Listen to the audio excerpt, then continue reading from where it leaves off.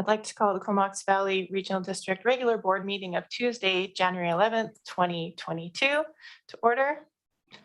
And I'd like to say Happy New Year to everyone. I hope you had a good break. And I hope that you didn't hurt yourselves shoveling all that snow. We definitely had some extreme weather. And I did want to say a quick thanks to staff and to Connect and the Transition Society for converting our boardroom into a warming center over those days when there was an extreme weather alert. So thank you so much for that. And I'd like to acknowledge that we're on the unceded traditional territory of the Comox First Nation, who have stewarded these lands and waters since time immemorial, and we raise our hands and thank them for that. And before we get started, well, maybe I'll just read Article 44 first from the United Nations Declaration on the Rights of Indigenous Peoples. All the rights and freedoms recognized within UNDRIP are equally guaranteed to male and female Indigenous individuals. And before we move on with the rest of the agenda, I'll just pass it over to our CAO for an announcement. Thank you very much, Chair and Directors. And I just wish to take this moment to welcome Jennifer Nelson to our team. Jennifer is the new CFO, Chief Financial Officer of the Regional District. Jennifer joins us from the City of Courtenay. Many thanks to the city for nurturing Jennifer. She's worked there for a number of years through various different positions where she ended up as the CFO for the City of Courtenay. She resides with her family, raising her 3 boys in Royston, so is a member of our community in more ways than one. We welcome Jennifer. She brings a solid background and experience and a real effort to make and grow a team in our finance department here. As some of you are on Zoom and or in the room, I'll just ask Jennifer just to say a few words, and in that way you can have a picture or an image of Jennifer. So if you don't mind, Jennifer. Yes, thank you, Russell, for that wonderful introduction. I'm just really grateful for this wonderful opportunity. As Russell mentioned, I live in the Comox Valley. I have 3 little boys. I've lived here, grown up all my life here. And I'm just really excited to build on my experience working at the City of Courtenay and being able to support all the many wonderful services that the Comox Valley Regional District provides valley-wide. And I just really look forward to working with you all. Thank you. Thank you. Welcome, Jennifer. Okay, so that takes us to our in-camera meeting recommendation. McCollum and Cole Hamilton, thank you. And we'll be moving in camera following the regular board meeting according to 91E, F, and K of the Community Charter. And is there anyone opposed? Hearing and seeing none, that's carried. We move on to adoption of minutes from December 7th. Cole Hamilton and McCollum, thank you. Anyone opposed to adoption? Hearing and seeing none, that is carried. We move on to petitions and delegations, and we have 3 delegations tonight. We're starting with Comox Valley Search and Rescue. Paul Berry. Thank you, Director Hillian and Director Cole Hamilton. So we'll be receiving Paul Berry and Bronwyn Beadle. And Paul and Bronwyn, are you? Yes, we are. Online? Great. We so are. You have 10 minutes to present, and then we have questions after, and any requests will be dealt with at the next regular board meeting. Great. Well, thank you very much, and Happy New Year to you all. Bronwyn and I, on behalf of the men and women of Comox Valley Ground Search and Rescue, want to thank you for the opportunity to speak to you today. We really value the long-standing positive relationship that our team has had with the regional district and with the emergency program. We wanted to say at the start of today's presentation that we deeply appreciate the offer and extension that was made to the team last year of the possibility of land or facilities at the new pumping station towards Comox Lake. I just wanted to speak briefly to that. Again, we're appreciative of the offer of facility space at that location. However, you'll see in the presentation today why that location did not meet the needs of our team in the present or in the future. One of the pieces that often gets forgotten when communities and the province, for that matter, talks about the STAR teams. Fire departments, both regular and volunteer, as well as police and EHS, are often referred to as the first responders. However, in the backcountry, when someone's caught in an avalanche, when someone has a cardiac arrest in one of our wilderness environments, when someone has had a significant trauma, we are the first responders. We are the only people who respond into those environments both day and night. And as such, we are the first responders and require the same level of housing for our equipment, which is becoming ever more expensive, ever more highly technical. We really have the same needs as a small local fire department in terms of housing. Our current facility, 6,500 square feet with 4 vehicle bays, storage for all of our high-tech equipment, our medications, and what we are finding is that we are facing the economic challenges that many other organizations are facing in our current facility. This is not the first time we have long pondered and made the difficult decision to try and move out of a rental or lease situation into an ownership situation. And so we're here today to talk to you about a request for support for the purchase of a permanent home for our team. We have resided at 3001 Moore Avenue for almost 30 years.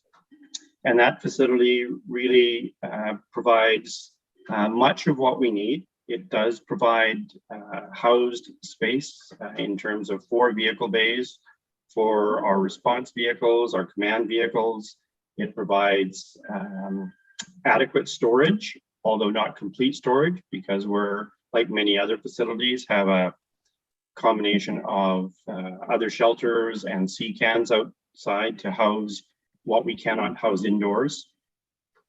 We have a rudimentary classroom, which has been utilized as a secondary EOC for the regional district, as well as some small office space in that location. And again, that's about 6,500 square feet.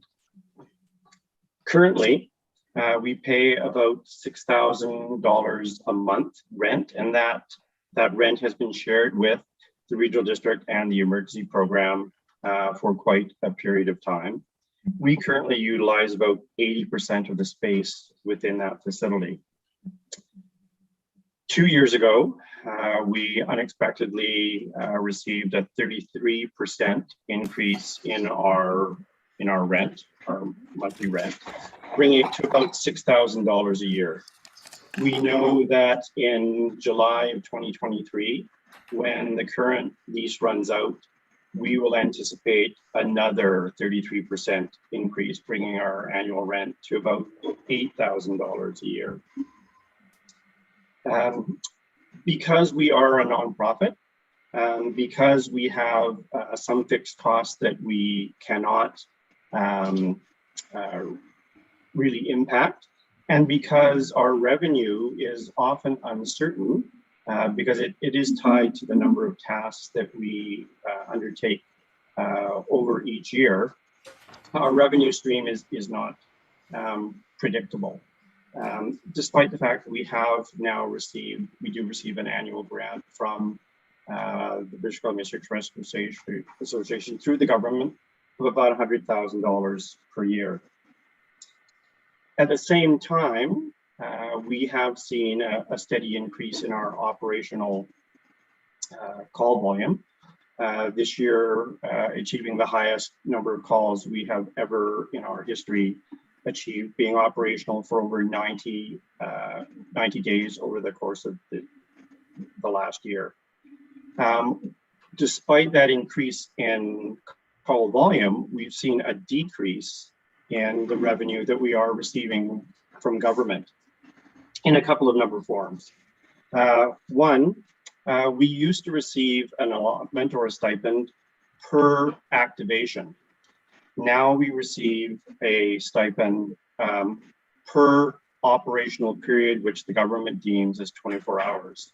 So even when we, as we did a number of times this past year, and even over the New Year's weekend, we had multiple calls ongoing at the same time. We're only paid for one. And that's a significant shift from the government. So our revenue has decreased. At the same time, we've seen significant changes in the way that reimbursement takes place and the speed at which reimbursement takes place. Last year, we were in arrears well over for more than a year of in excess of $100,000 that we were waiting to be reimbursed from the government. All of that impacts our ability to pay our rent and operate on our day-to-day tasks to the point that we were choosing to restrict our training.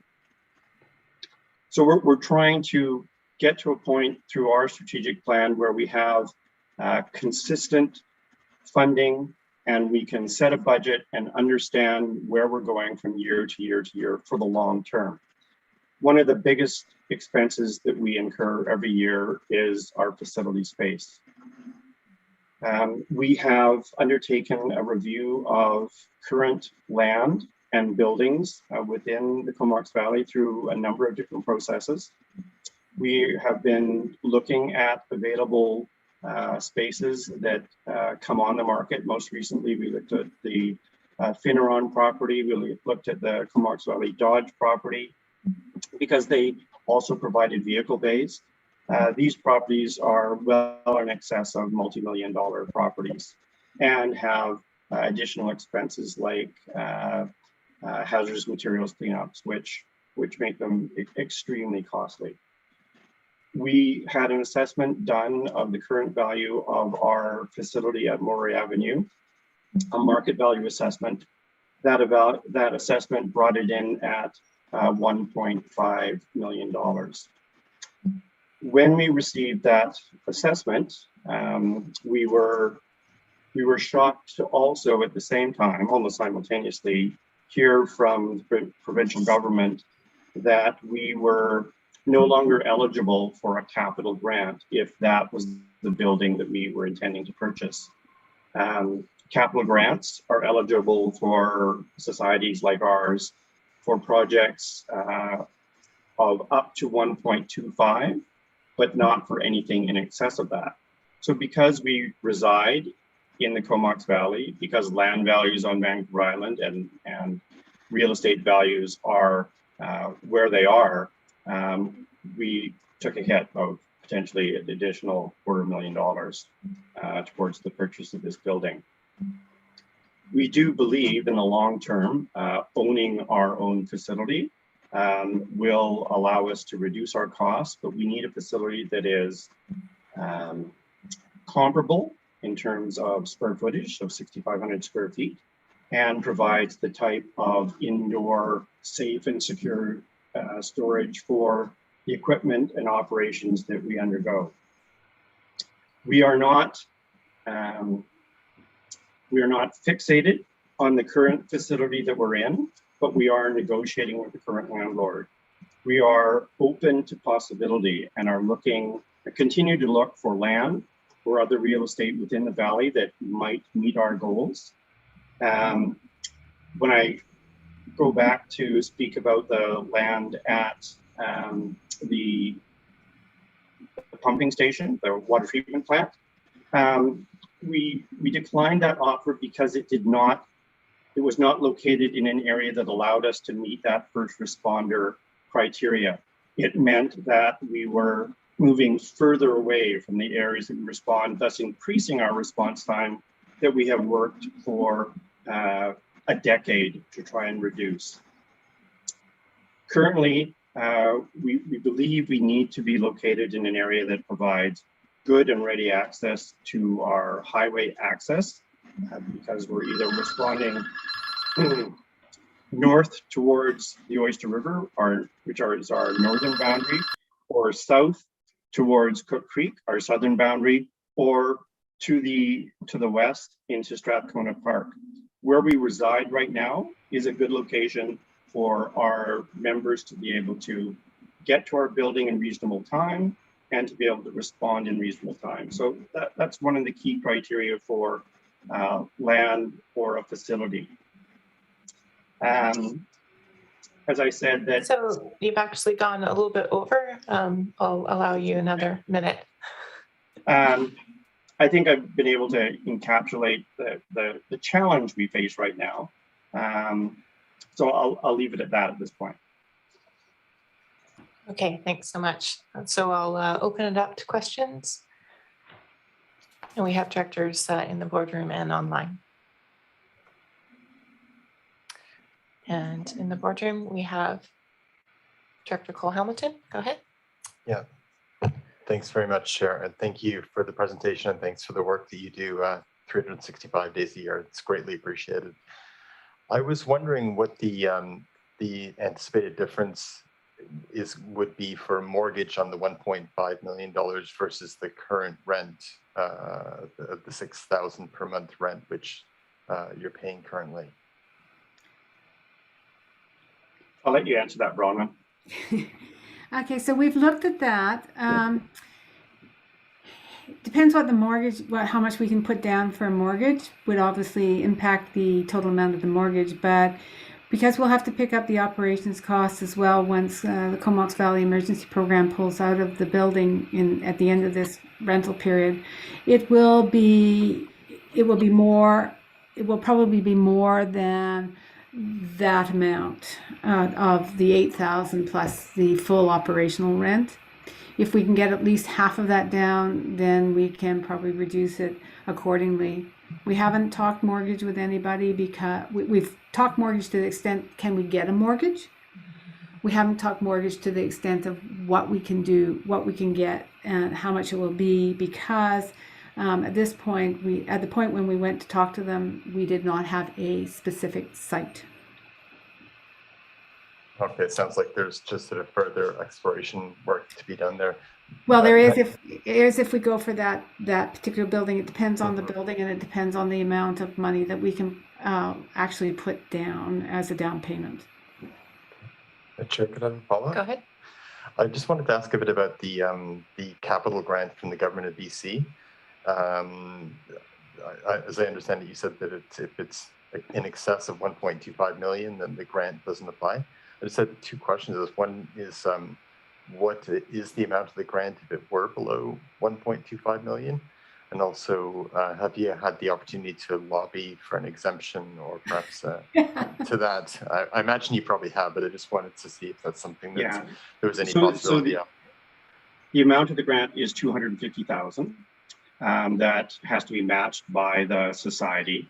We have met with the local MLA and have had extensive conversations with gaming, and the answer is that there is no negotiation. That is the threshold, and it doesn't change depending whether or not we're residing on Vancouver Island or it's a SAR team on the Lower Mainland or in Smithers.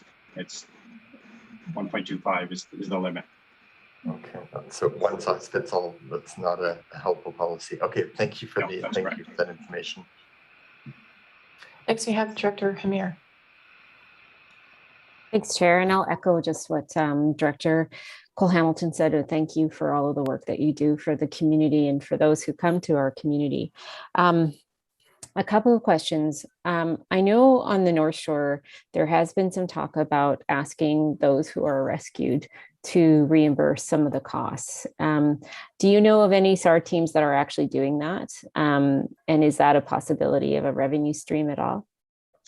It's not in the purview of a SAR team to request that. It is provincial policy that there is no charge. SAR is part of the public safety lifeline, and there is no charge for any of those services. That seems very awkward. That if that's to be the case, then the cost should be fully covered by said government too. Okay, and I guess my second question is, do you have an idea what the financial ask to the RD is? And like, are you asking for a certain amount of money to help with the down payment? Do you need support from our land services, like to help do a more robust survey of properties? Yeah, just wondering what you're asking for. We certainly have had good support from your staff regarding available land to date, and we've been looking and continue to have those conversations. We would be looking for a financial contribution. We would hope it could maybe match the loss of the capital grant that we just recently discussed, so in the neighborhood of $250,000. Okay, thank you.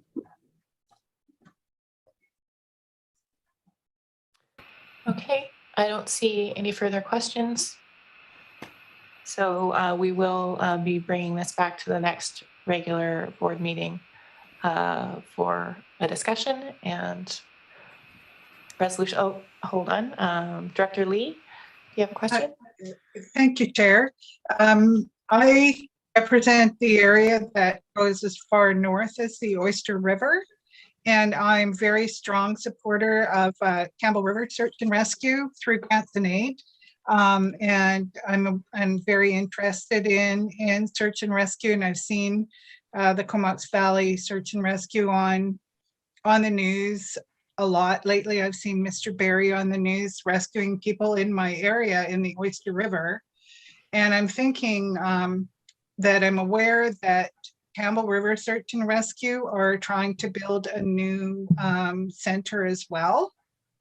And to me, it would make a lot of sense, possibly, I mean, worth looking into, if there was a coordination of services between north and south, where maybe the north area could contribute to a building and the south area, and to cover a larger region, because Mr. Barry, I've seen you in my region, I've seen you in the Strathcona region off and on, and even North Shore Rescue have been here a lot, and I would certainly think that would be worth exploring, rather than building two search and rescue centers, to amalgamate our resources and build one good one that would serve the whole Comox Strathcona region. Just an idea.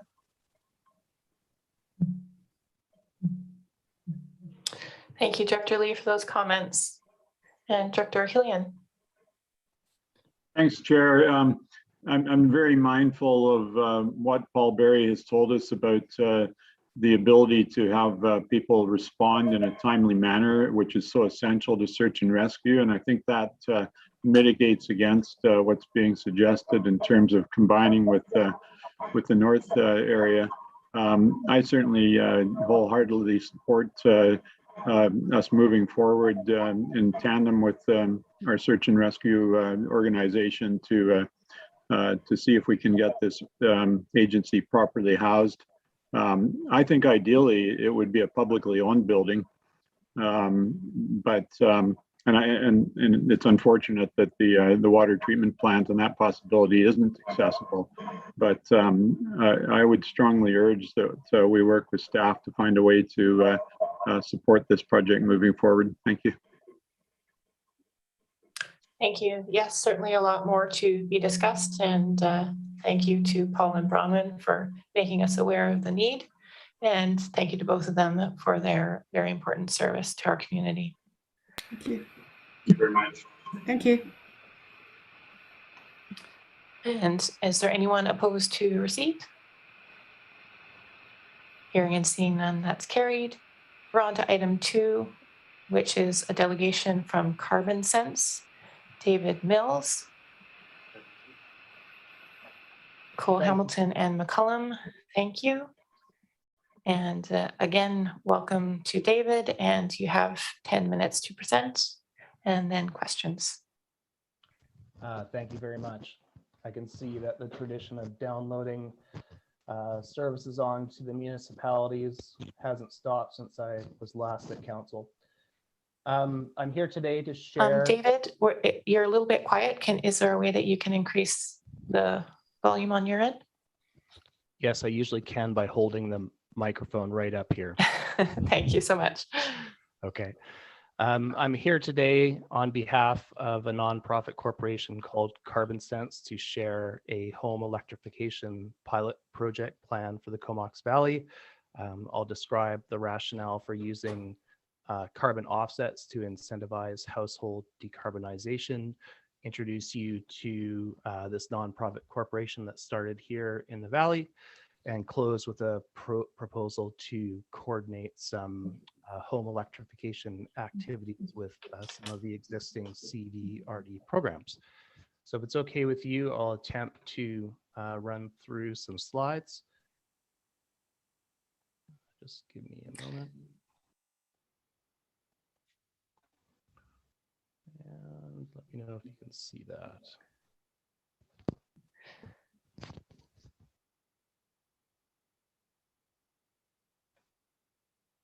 Hold on, trying to get to present mode here.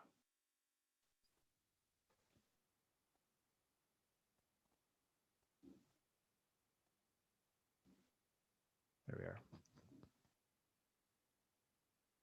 Uh-oh.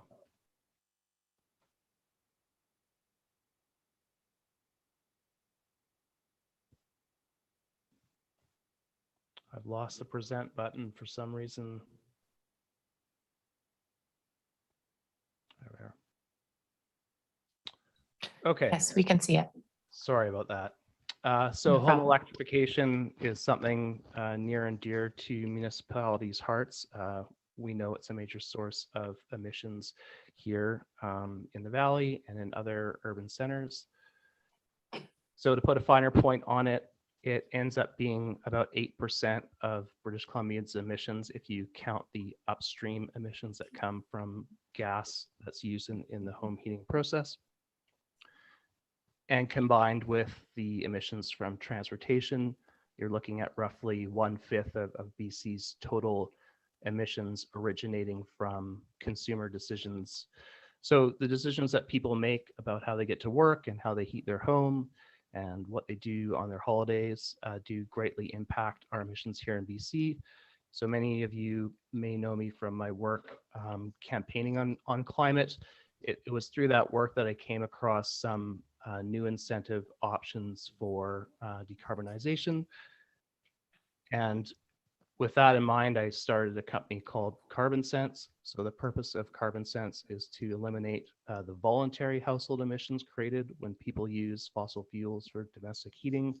That voluntary component is really important when people take initiative on their own in the absence of regulation to decarbonize. They are actually eligible for the types of carbon offsets that we typically see come in the form of things like forest reforestation and forestry offsets. So the company is myself, 2 very experienced people from Vancouver in the communications and technology space, and an engineer who's an expert on carbon monetization with experience in consumer carbon credit aggregation. And the 4 of us have, for the past 6 months, been working on a federal grant application and the development of what we're calling our home offset project. So the pilot of home offset electrification involves switching common appliances that are powered with natural gas. And we aim to accelerate the decarbonization of households in BC by providing incentives to individuals that switch from gas to electricity. It's an easier thing to do in BC because when a person switches from a gas-powered appliance to a grid-powered appliance, our grid is completely clean. So if we look at the electrification in BC, it's a really easy calculation. So the grid is either 100% or 93, it's roughly 93% clean, and then the rest is offset. So we don't have to calculate any sort of leakage from using a grid that generates its electricity from burning fossil fuels. So we can provide a really clear calculation for homeowners as to what offset credit they'd be entitled to.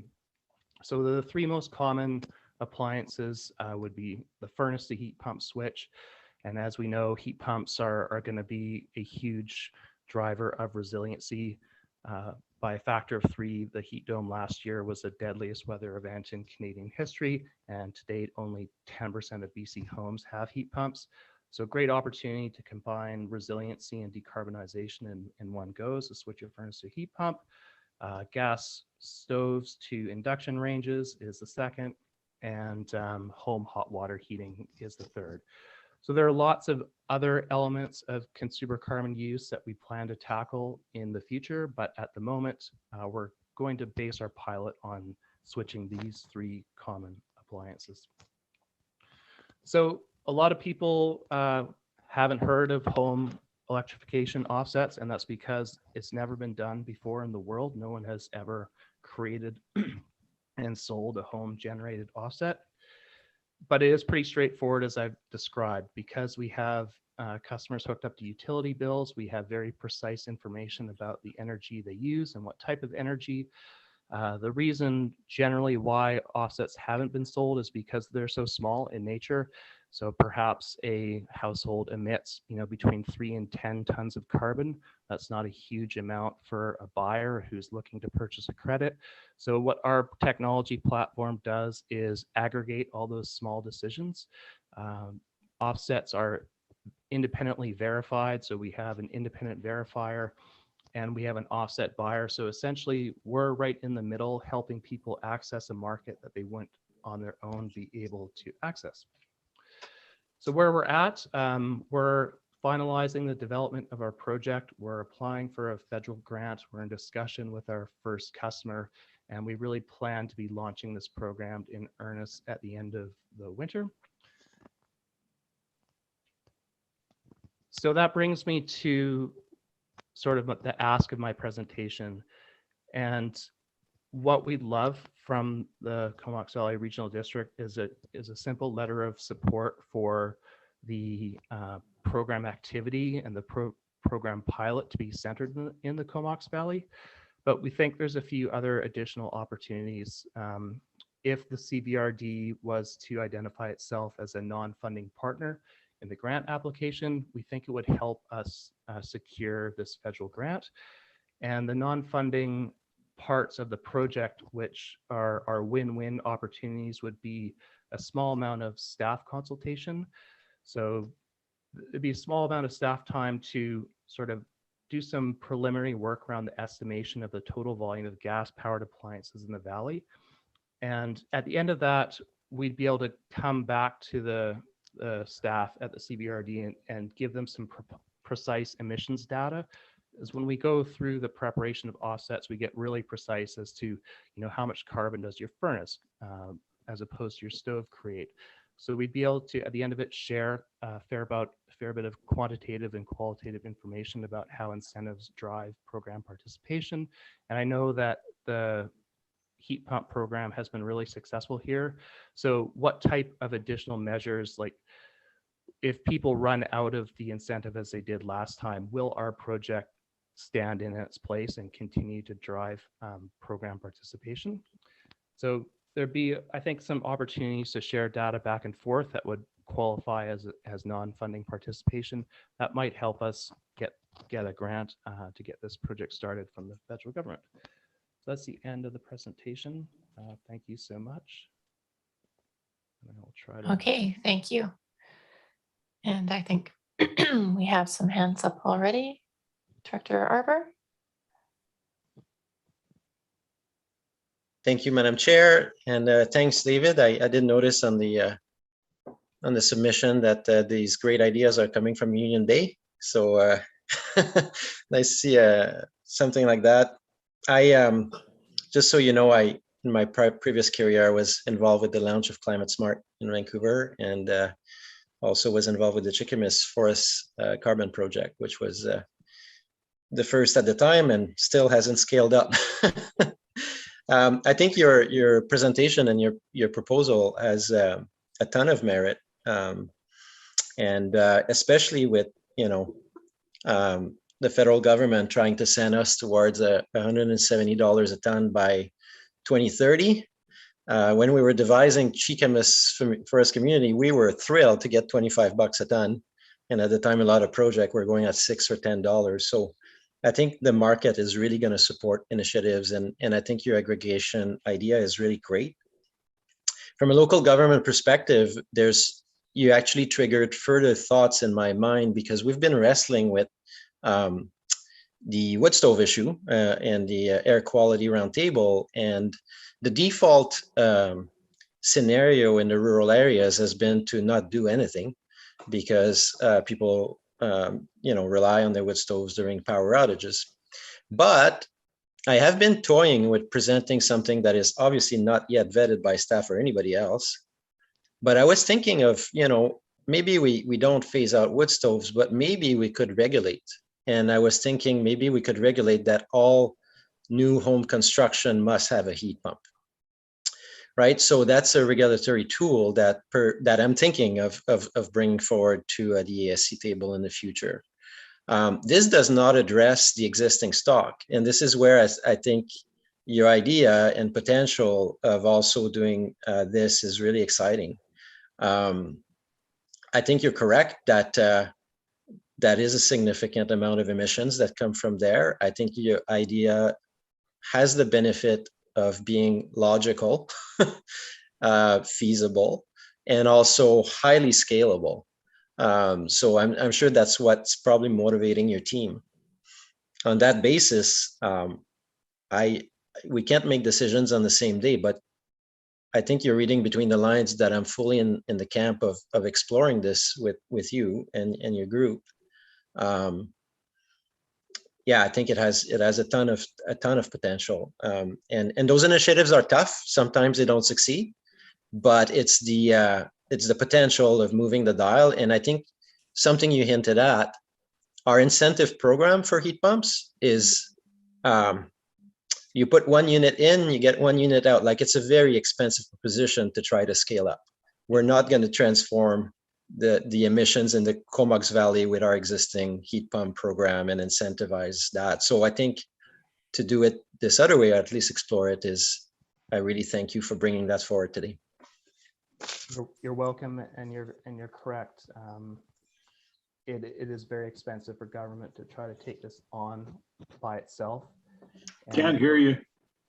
Sorry, it is very expensive for government to take this on, and the money that we're bringing in to fund this program comes from the corporate sector.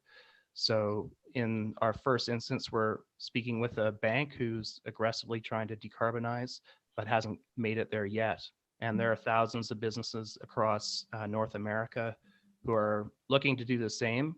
And we don't want to be part of the greenwashing problem.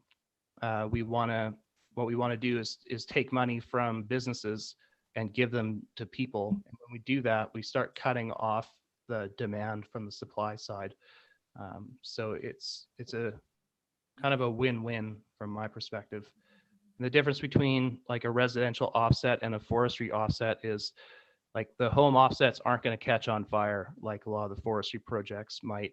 And the home offsets are very precise to quantify. So there's a lot of verifiability and a lot of permanence associated with a consumer offset. And of course, it keeps money in the community. Thank you. Next, we have Director Cole Hamilton. Great, thanks, Sharon. Thanks, Dave. I think it's a really, really innovative idea. And I had a question, which is a little bit to the side of your main ask, but it's from a local government perspective. Governments at all levels are setting GHG emission reduction targets for the one for the CBRD is 50% below 2007 by 2030. How do you see these? And one of the main tools for achieving those kind of reductions is electrification of heating and other purposes inside buildings. And I'm just wondering how you see these offsets interacting with those GHG reduction targets that different levels of governments have.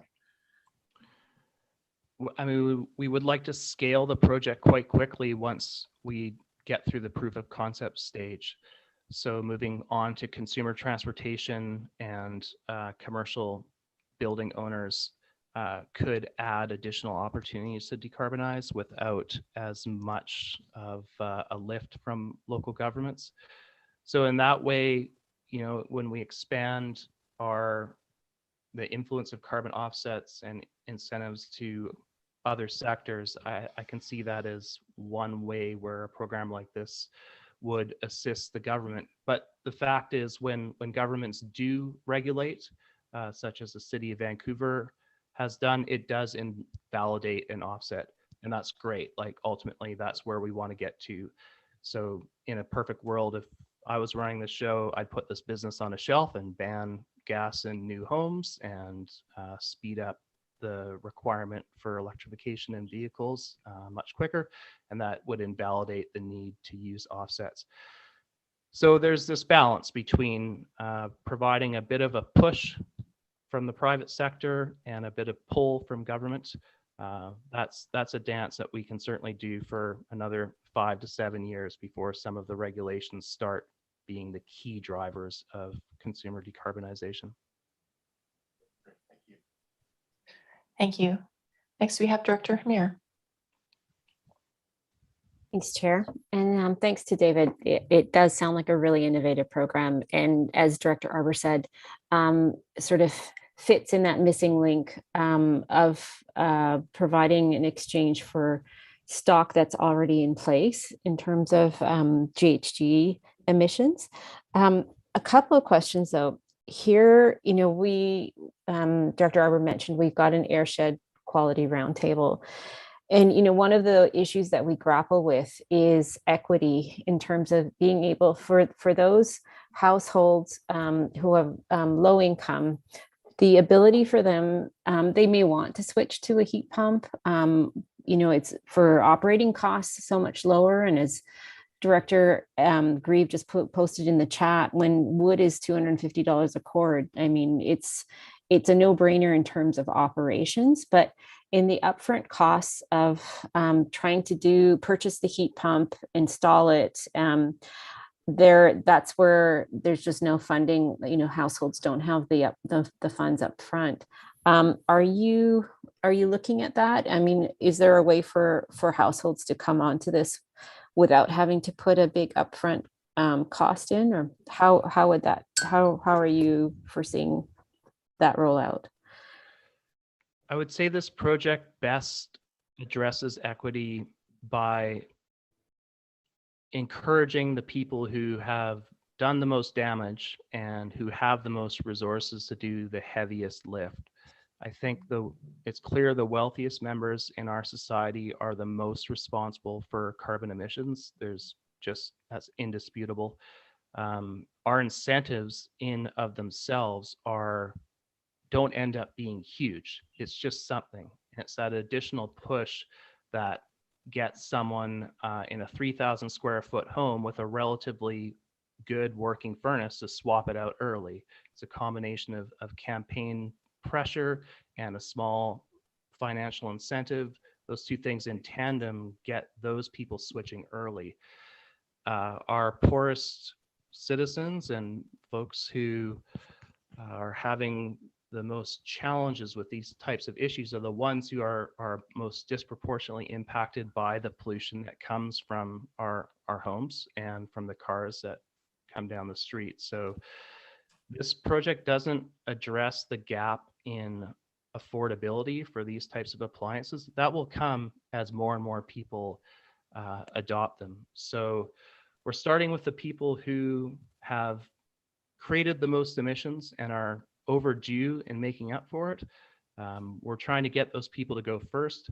As they go first, they'll drive down the price of heat pumps, hopefully attract manufacturers to BC who will further lower the costs. That's the pathway that I see towards affordability at the moment. But this project in of itself can't do that big of a lift to make it easier for a low-income person, particularly a renter who would probably have, it'd probably be up to the landlord to apply for a carbon credit. So this isn't the program for driving equity in the affordability space. Okay. I hear you there. I just think you probably are missing a very large portion of the community that does heat with oil. Many low-income seniors that I know still have oil as their backup heat when wood is running low or something like that. And they own some of the older homes in the valley that did heat with oil. And yeah, I think we may be missing them in this equation. I hear you like that, there's plenty of other folks that could afford this, that to go first, but just something to keep in mind that we might be missing a fairly big swath.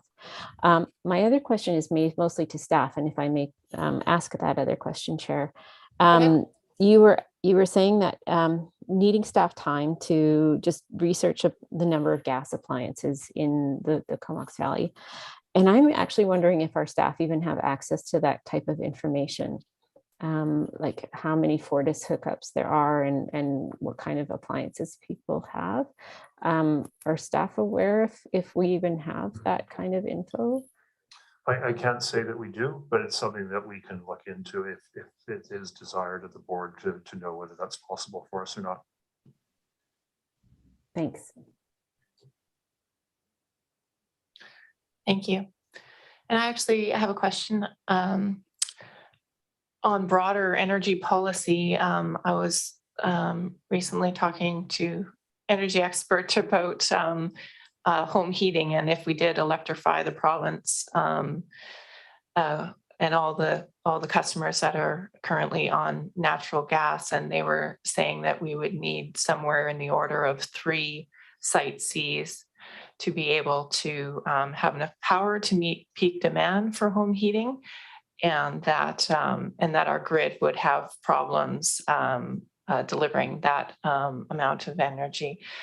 Just wondering if you have had similar conversations and what you think for broader energy policy for the province. Absolutely, and no respect intended towards energy managers, but within our province, our energy policy is about facilitating the expansion of gas, and most of our energy managers in some way, shape, or form are connected to the gas utility. There's no doubt that electrification will need to at least double in total in this province by 2050. So yes, that's a lot more electrical generation. That doesn't have to come from inefficient, huge projects like Site C. They can come from much smaller projects in wind and solar, the cost of which dropping dramatically, battery storage to go along with it. So on the energy policy side, we're really stuck with bad policy because of the ideological commitment to develop gas resources. It's a big stumbling block for us. Hopefully programs like this can show that it's effective and efficient to get people to electrify their own homes first. And many of them will then choose to power their own homes, particularly here, sort of this neck of the woods down to Victoria, into the Kootenays, up into the Peace, into the southern Okanagan. We have huge solar potential. People could power their heat pump, their car, everything else off their roof in those locations. So the burden of electrification in and of itself doesn't have to fall entirely to the province. And I also just want to quickly respond to Arzina's comment about what's driving the switch to heat pumps, and how in the lower income sector, the people with the oil stoves, the seniors, the vulnerability isn't actually heat now, or sorry, the issue isn't actually heating so much as heat in the summer. So if you've got an oil furnace heating your home in the winter, you have just no way to cool it in the summer. And ultimately that will be the thing that pushes people into heat pumps, because instead of, adding an air conditioning unit to an inefficient old home, you knock that system out and put a heat pump in, and it cools the home so they survive heat waves. They're our most vulnerable people, and there's no doubt that government should focus some of its lift efforts on the safety element as opposed to the decarbonization element. Great. Thank you so much. And I don't see any further questions. So we will discuss your request at the next regular meeting. And thank you so much for your presentation tonight. Thank you so much. Have a good night. So anyone opposed to receipt? Hearing and seeing none, that is carried. Thank you. And we're on to item 3, delegation from the Comox Valley Farmers Market. Twyla Skinner. Welcome, Twyla. Hi, just load up the presentation here. Move receipt. Grieve and Cole Hamilton, thank you. All right, thanks for having me. Most of you already know who we are and what we do, but I wanted to take this opportunity to provide you with an update on some of the things that we have been doing, as well as some data that we have. We've been making, baking, growing, raising, and wild harvesting fresh, local, and nutritionally dense food in the Comox Valley and beyond since 1992. And in fact, in May, we turned 30. Our mandate is to promote the economic health of the local farm and food community, and to educate, promote, and support local agriculture. Although we do have quite a large catchment area, the CVRD and the Strathcona Regional District, the bulk of our vendors, 90%, are within a 20-kilometer radius of the CV exhibition grounds, while the remaining 10% are within less than 50 kilometers of the 50-kilometer radius of that exhibition grounds. So as far as the 100-mile diet goes, we blow that out of the water when we purchase food from the Comox Valley Farmers Market. Our farmers market is Twyla, yep. Sorry, I think your presentation is not up. You were just made co-host. If you want to try resharing. Okay, let's try and reshare. Thanks.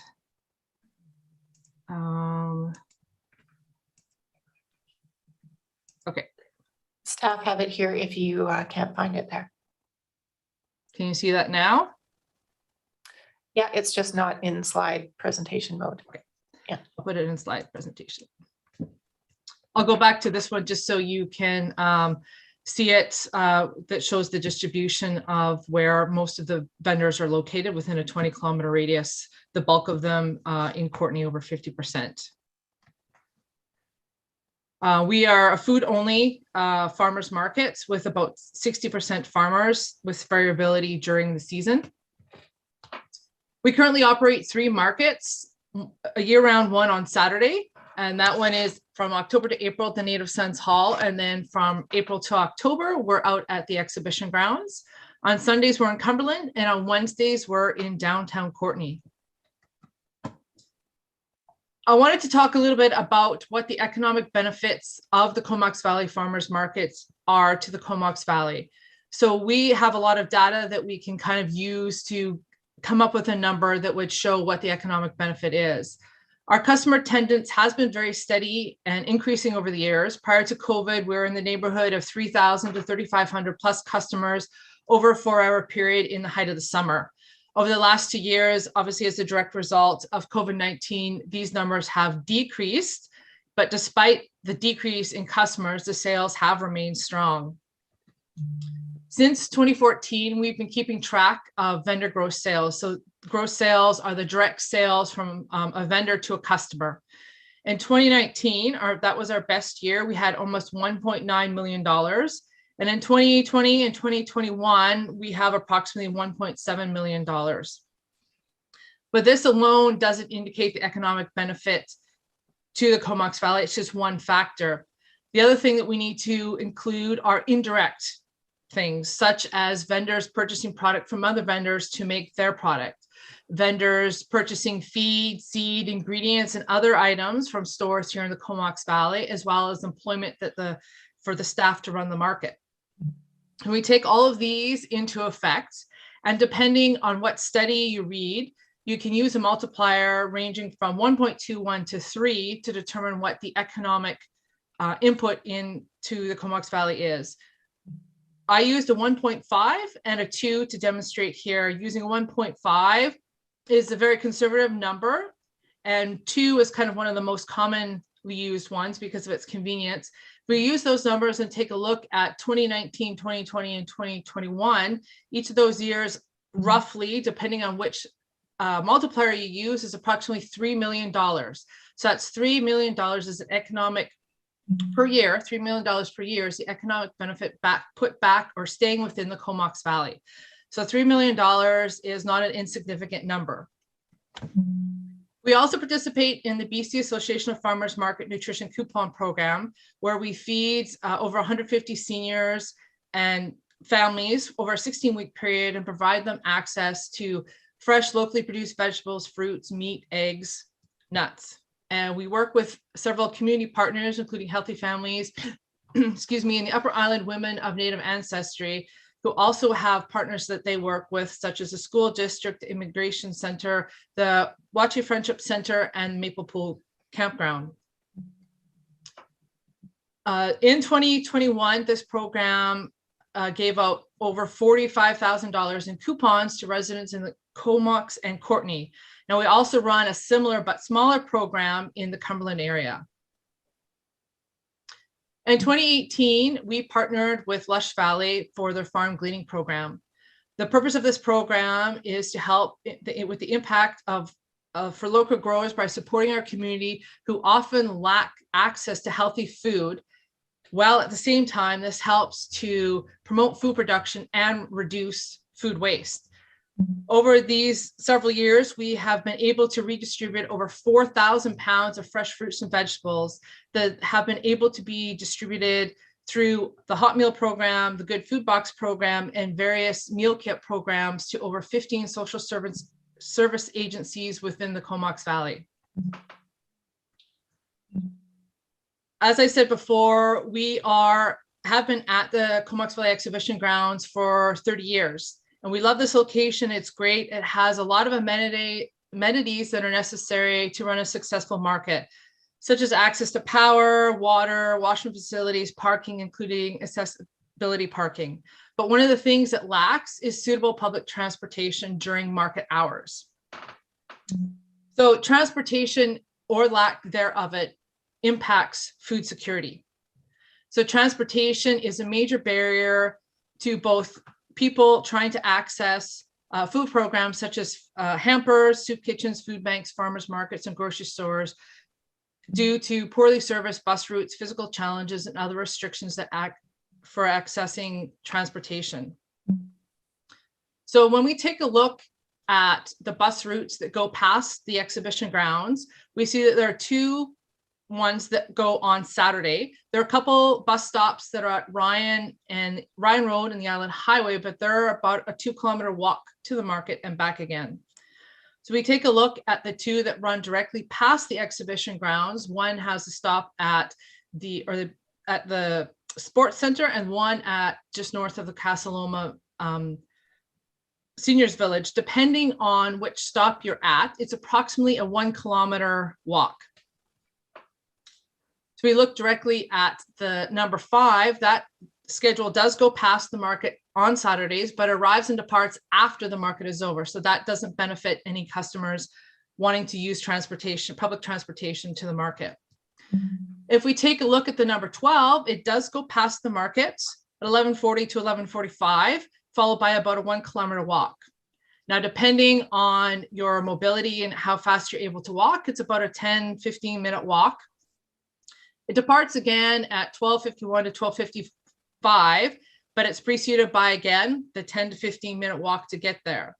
So although in theory, it would give a customer approximately 40 minutes to shop at the market, given the fact that if they miss that bus, they have to wait till the evening for the next bus to come around. And the closer to the end of the market, the less product selection there is. Some products such as eggs, berries, bread, salad greens, and vegetables are sold out, specifically along the shoulder seasons where there is not a lot of that specific product. In addition to some of our nutrition coupon participants, there are several individuals, some of which have indicated to us that they would like to attend the market, but they have no transportation available. We have customers that attend the Saturday market when we're at the Native Sons Hall because it's directly across from a bus loop, but they're unable to continue to attend the market once we move to the exhibition grounds because there is no transportation. So why do we need a more robust bus route? So groceries can be heavy and awkward to carry for a long distance if you have to walk 1 kilometer there and 1 kilometer back, especially if you have mobility issues or with a stroller and kids, for example. Many residents don't have access to transportation, or if they have access, it's not reliable transportation. Individuals with mobility issues may be able to walk the 1 kilometer there from the bus stop to the market and back again. The current timing for buses doesn't allow for customers to access the market during the times when there's the greatest selection of product. The current schedule also does not allow for any flexibility in times to arrive at the market to participate in any food literacy and educational events that the market offers, such as food fests. It would help reduce vehicle traffic and street parking in that area, which sometimes of the year can be very congested. A more robust bus loop to the exhibition grounds, specifically on the weekends, would not only benefit the farmers market, but also events such as Music Fest, Rib Fest, Fall Fair, crafts fairs, etc. So the farmers market is an important ingredient in the Comox Valley's economy and food system and community. And not only is it a place to purchase fresh, local, and nutritionally dense food, it's a weekly free family-oriented event where families and individuals can come and engage in social connection. To align with active Comox Valley initiatives and to help break down barriers for food security, in the Comox Valley, we'd like to see consultation and collaboration between other groups to have a regular bus service to the exhibition grounds. So this is not by any means a comprehensive map, but I did talk to one of our partners to see some of the areas where the people that don't have transportation, where they live. So there's a lot that would have to go into figuring out where bus stops were, but based on some of the conversations, Ryan and Back Road is one area, Cliff and 17th, Dingwall, and there is a bus stop not close, but to Maple Pool, Casa Loma. There's one right outside of Casa Loma. And some of these have access to downtown, but maybe it doesn't go all the way to the exhibition grounds, but these are some of the general areas where some of the people have been residing. The last thing I wanted to bring up, just more of a little kind of gentle poke, is something that we're looking into, and I want to kind of put it in your ear. We have been outgrowing the Native Sons Hall, and I think we've finally outgrown it, and we love the Native Sons Hall, and we love being down there, but I think we need to find a more suitable location where we can be in one place throughout the year, and it's something we are focused on for this year. Maybe there's potential somewhere on the exhibition grounds that we could use year round. The location that we have for the summer market is great, but in the winter it doesn't work so well. So I kind of want to put that bug in the air so that when we go forward, we're able to talk about that, and maybe there's some ideas that people have regarding that. That's all I have for you. Thank you very much, and I'm open for questions. Great, thanks so much, Twyla. And yes, we have some hands up. Director Arbor, you're first.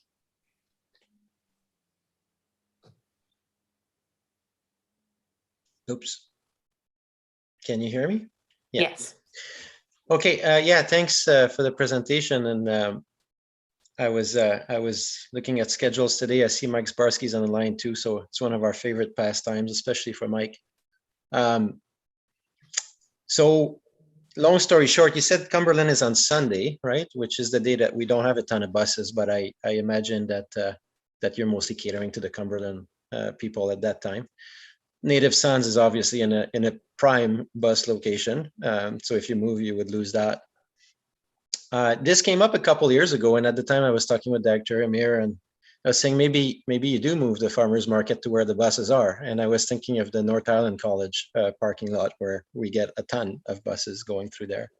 But let's say that one is not desirable because you're quite happy at the exhibition grounds. I think you zeroed in on the right services. where the serendipity happened for me is that we also have a conversation about interregional transit later today. What's the link there? The link there is the number 12.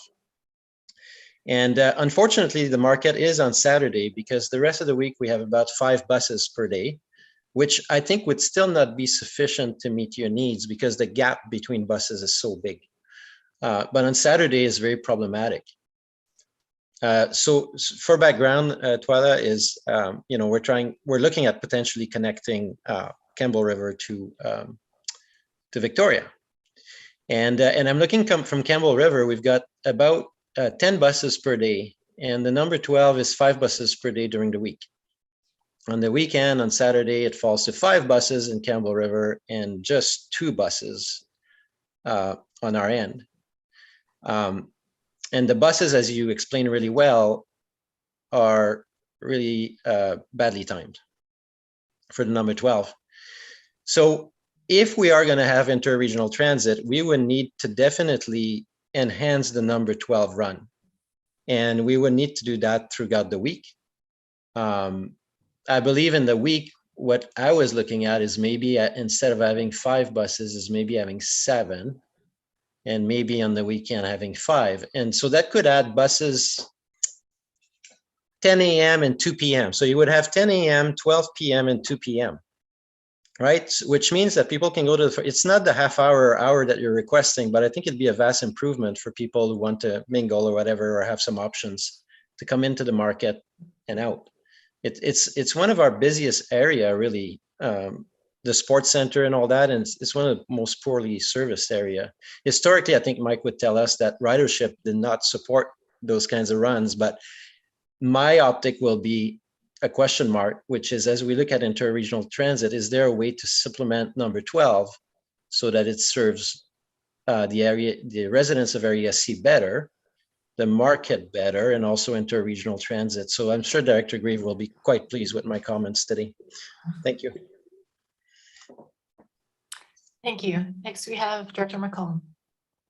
Thanks, Chair. Yeah, I just had a question around the timing of the downtown market versus the current use of the exhibition grounds, and just how much of a gap in those two schedules would be addressed by expanding bus service into that area. Just specifically, like which months is the farmers market happening at the exhibition grounds where it's where local food is not being sold at the downtown market. So the farmers market, the Saturday one, runs year round. So from about early April to early mid-October, we are at the exhibition grounds.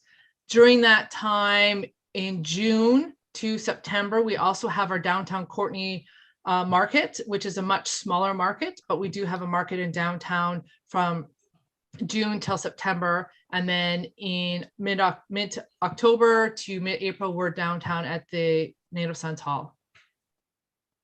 And I guess to further my understanding of kind of how your organization has landed at this as the optimal solution, or maybe it's the optimal longer term solution, and maybe there are some other opportunities in the short term. But has there been a discussion, or perhaps, I know that the timing of the downtown market has changed, has had variations over the years, but has there been a discussion in simply expanding that season of the downtown market to match more closely when the market moves from the Native Sons Hall out to the exhibition grounds? You mean expanding the time that we're open? Yeah, expand when that Wednesday evening market occurs. We're working with our partners. So right now we partner with the Comox Valley Arts and the Downtown Courtenay Business Improvement Association. So we're working with them to find the best time for that.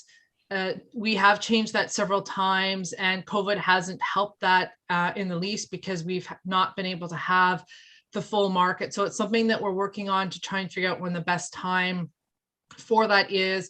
Typically, we found that if we go past Labor Day, between June and September, not past Labor Day, is kind of the best time. The Wednesday market is kind of a midweek market to help farmers with a lot of their produce that ripens and comes up during the midweek. So the Saturday is really the market where we have the most vendors, the most product, and the Wednesday market is to help be able to sell off the stuff that they have, that they've grown, that they can't wait till Saturday to sell. That makes sense. Thanks for that clarification. And just the final comment that I wanted to make is that I think there are some good reasons to consider whether or not we have a gap in the transit service when it comes to, not just the Saturday farmers market, but other facilities in that area. And well, first I want to say that I like a lot of the suggestions that Director Arbour has put forward in the last few minutes, but also there's been some good success stories in and around the island with small bus services that have started as small pilot projects. And I wonder if there is some value in considering whether we pilot something that looks a little bit different than our regular bus loops to address this. And perhaps that'll give us or inform us how best to deliver expanded transit service in this area in the longer term. Thanks. Thank you. Director Morin. Great, thank you, Chair. Director McCollum kind of segued into one of the ideas that I had. I was thinking about the sort of shuttle bus idea as well, just like folks who go to Goose Spit in the summer. I believe there's a shuttle bus that operates. And I guess I wondered about, I know Mike is here, but it seems interesting to me that there wouldn't be ridership potential with the sports center on Saturday, because I know there's a lot that goes on there. Obviously, people carting all their hockey equipment are probably not going to be using transit, but there are swimming lessons, skating lessons, other activities, the fitness center, all that kind of stuff there. So I'm just wondering if there's any information about that from our staff, but just maybe prior to going to staff. I wondered if you've ever done a kind of a farmers market customer survey in terms of, I know you've got some anecdotal information from folks, but whether they're using that current bus or anything, any sort of data that you've gained from a more formalized survey around transportation. And then maybe we'll pass it to staff for my other question. Thank you. We haven't done any formal survey. We've had several people talk to us about using the bus and how that one particular bus doesn't get them to the market to be able to do any kind of necessary shopping. And I have talked to a couple people about it, but there's been no official formal survey. We have several years ago tried to do our own shuttle. It wasn't very successful, but it could have been for several reasons. The timing, locations, also change. It's hard to do something and then the moment it doesn't work, say that it doesn't work. It takes time for change to take place. And perhaps if we had done it for a longer period of time rather than a couple months, maybe people would have got used to it and known that it was there and been able to use it. So I think it's something that is definitely worth investigating. Thank you. Madam Chair, just ask Michael Sabarski, our manager of transit, that's on the line to provide comment to the other question. Yeah, thanks, Russell. We've heard over the years a little bit about some interest to take the bus to the farmers market, and it's kind of based on that we've determined that there hasn't been a huge ridership potential, just the infrequency of that request. And to date, really, our transit service improvements have been really geared at ridership, and so we've been prioritizing service improvements that have the highest ridership potential. Now, saying that, with the board's interest in these kinds of topics, we could look at some different targets and goals for the transit system, and I would suggest through our Transit Future Action Plan that that's something that we consider. Maybe moving away from ridership a little bit and trying to achieve some of these other goals and objectives that we have in the community. And that's also a good venue for us to kind of see where the public's interest in that transit service would be. You know, we'll have public engagement through that process. This concept could be included in that, and we'll get some feedback from folks on, you know, how much interest there is on taking the bus to the farmers market, and that'll come back to the board for consideration, of course. May I have a quick follow-up, Chair? Go ahead. So thanks, Mike. So there's the potential then to do some investigation in terms of expanding for some public input, including sports center clients, et cetera, to see what potential there might be for not just the farmers market folks, but people in that area utilizing other services there, to get some idea of what the potential could be. Yeah, definitely. We can identify, you know, the transit service concept to include a number of locations nearby: the Maple Pools Campground, Casa Loma Sports Center, Vanier School, obviously, and then the farmers market and exhibition grounds. And, you know, we can package that together a little bit and see how people react to it, I guess, through the public engagement we do. And, you know, based on the feedback we get, we can refine and see where it stacks up against other service priorities that we may want to pursue. Great, thank you. Thanks. Next, we have Director Grieve.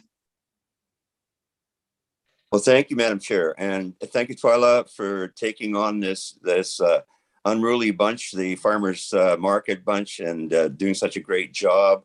And being an old guitar picker from way back, I do appreciate the fact that you also afford the opportunity for local talent to get up there and sing and play. That's a great thing. But one thing you did make in your last comment has been near and dear to my heart for a long time. I think that all the work that's been done planning the exhibition grounds for the last 19 to 20 years anyway, has pointed to a large building on the site. It's been supported, I think, in about 3 different reviews that we've done. I'm thinking that, you know, that potentially that could be something that we could look for in the future. It would benefit not only the farmers market, but also the Farmers Institute and the exhibition, Comox Valley exhibition, Music Fest. They could all utilize something like that. In fact, Deb Renz mentioned the fact that they don't have a venue big enough to bring in some of the acts that she needs. So I know that there's been talk in the past about this, and maybe we need to revisit it and find something that's the right size for the valley, right size for the site. I am disappointed in the fact that the long-term plan right now with the Sports Commission is to basically spend $8 million and not build any buildings at all on the site. So, you know, maybe that's something we can bring back up at a later date and revisit, because I do think there's a lot of support and it would get a lot of use, some kind of multi-use building on that area, something that's not too grandiose, but not so small that it's going to be obsolete in 5 years after it's built. So again, thank you very much for all your work and bringing that subject up. Thank you. Next, we have Director Kamir. Thanks, Chair, and thanks, Twyla, for all the research and doing some of the grunt work for us. You know, as a vendor myself, I know I can see when the families do start to come with the nutrition coupon project. I just hear from customers that they've had to carpool or find ways of getting to the farmers market. And it is really tough when you're lugging children, babies, groceries. I like Director Arber's recommendation of increasing the number 12 bus service. However, I don't know if it's actually going to meet the needs of what the market has just stated. It's awesome for me because the number 12 bus goes, you know, by our farm, and to get back and forth into town would be great to have more buses. But if we are trying to create a service for those low-income individuals who can't afford to get to the market because of lack of transportation, Twyla has outlined in the map of where those people are generally living, and they're generally in the, you know, the Dingwall, Back Road, McPhee area, which the number 12 wouldn't really support. So I think, and I've spoken to Mike about this idea of a mini service, like what's it called? An on-demand service or a loop that runs through those neighborhoods, picking people up and dropping them off at the farmers market. Mike, I don't recall if you had been able to price something like that. If a service that ran between 9 a.m. and 1 p.m., what something like that, is that possible? And what a service like that could cost? Yeah, we haven't been able to price that yet. There's so many variables on what it would cost. The span of the day, how many trips, where we're going, what kind of bus, etc. But I think it's something that we will cost out during the Transit Future Action Plan. We'll come up with some ideas around what that could look like, and there will be some high level costs at that point. So that, again, that'd be the kind of best option for us to review this idea. Okay. And can I ask, do you know offhand how many people can fit into a handy dart bus? The seated load on a handy dart bus is about 20. Okay. All right. I'm sorry. That's the size of bus that I was thinking, not a full size bus, but one of the smaller ones. So thank you for that. And thanks to Twyla for all of the work that you do. And yes, kind of hurting farmers is not the easiest job. So much appreciate all the work that you do. Okay, I don't see any further hands. So thank you so much, Twyla, for your presentation, and we'll get back to you at the next regular board meeting. Thank you. And is there anyone opposed to receipt? Hearing and seeing none, that's carried. And wow, that took a while to get through delegations, but we're on to reports now.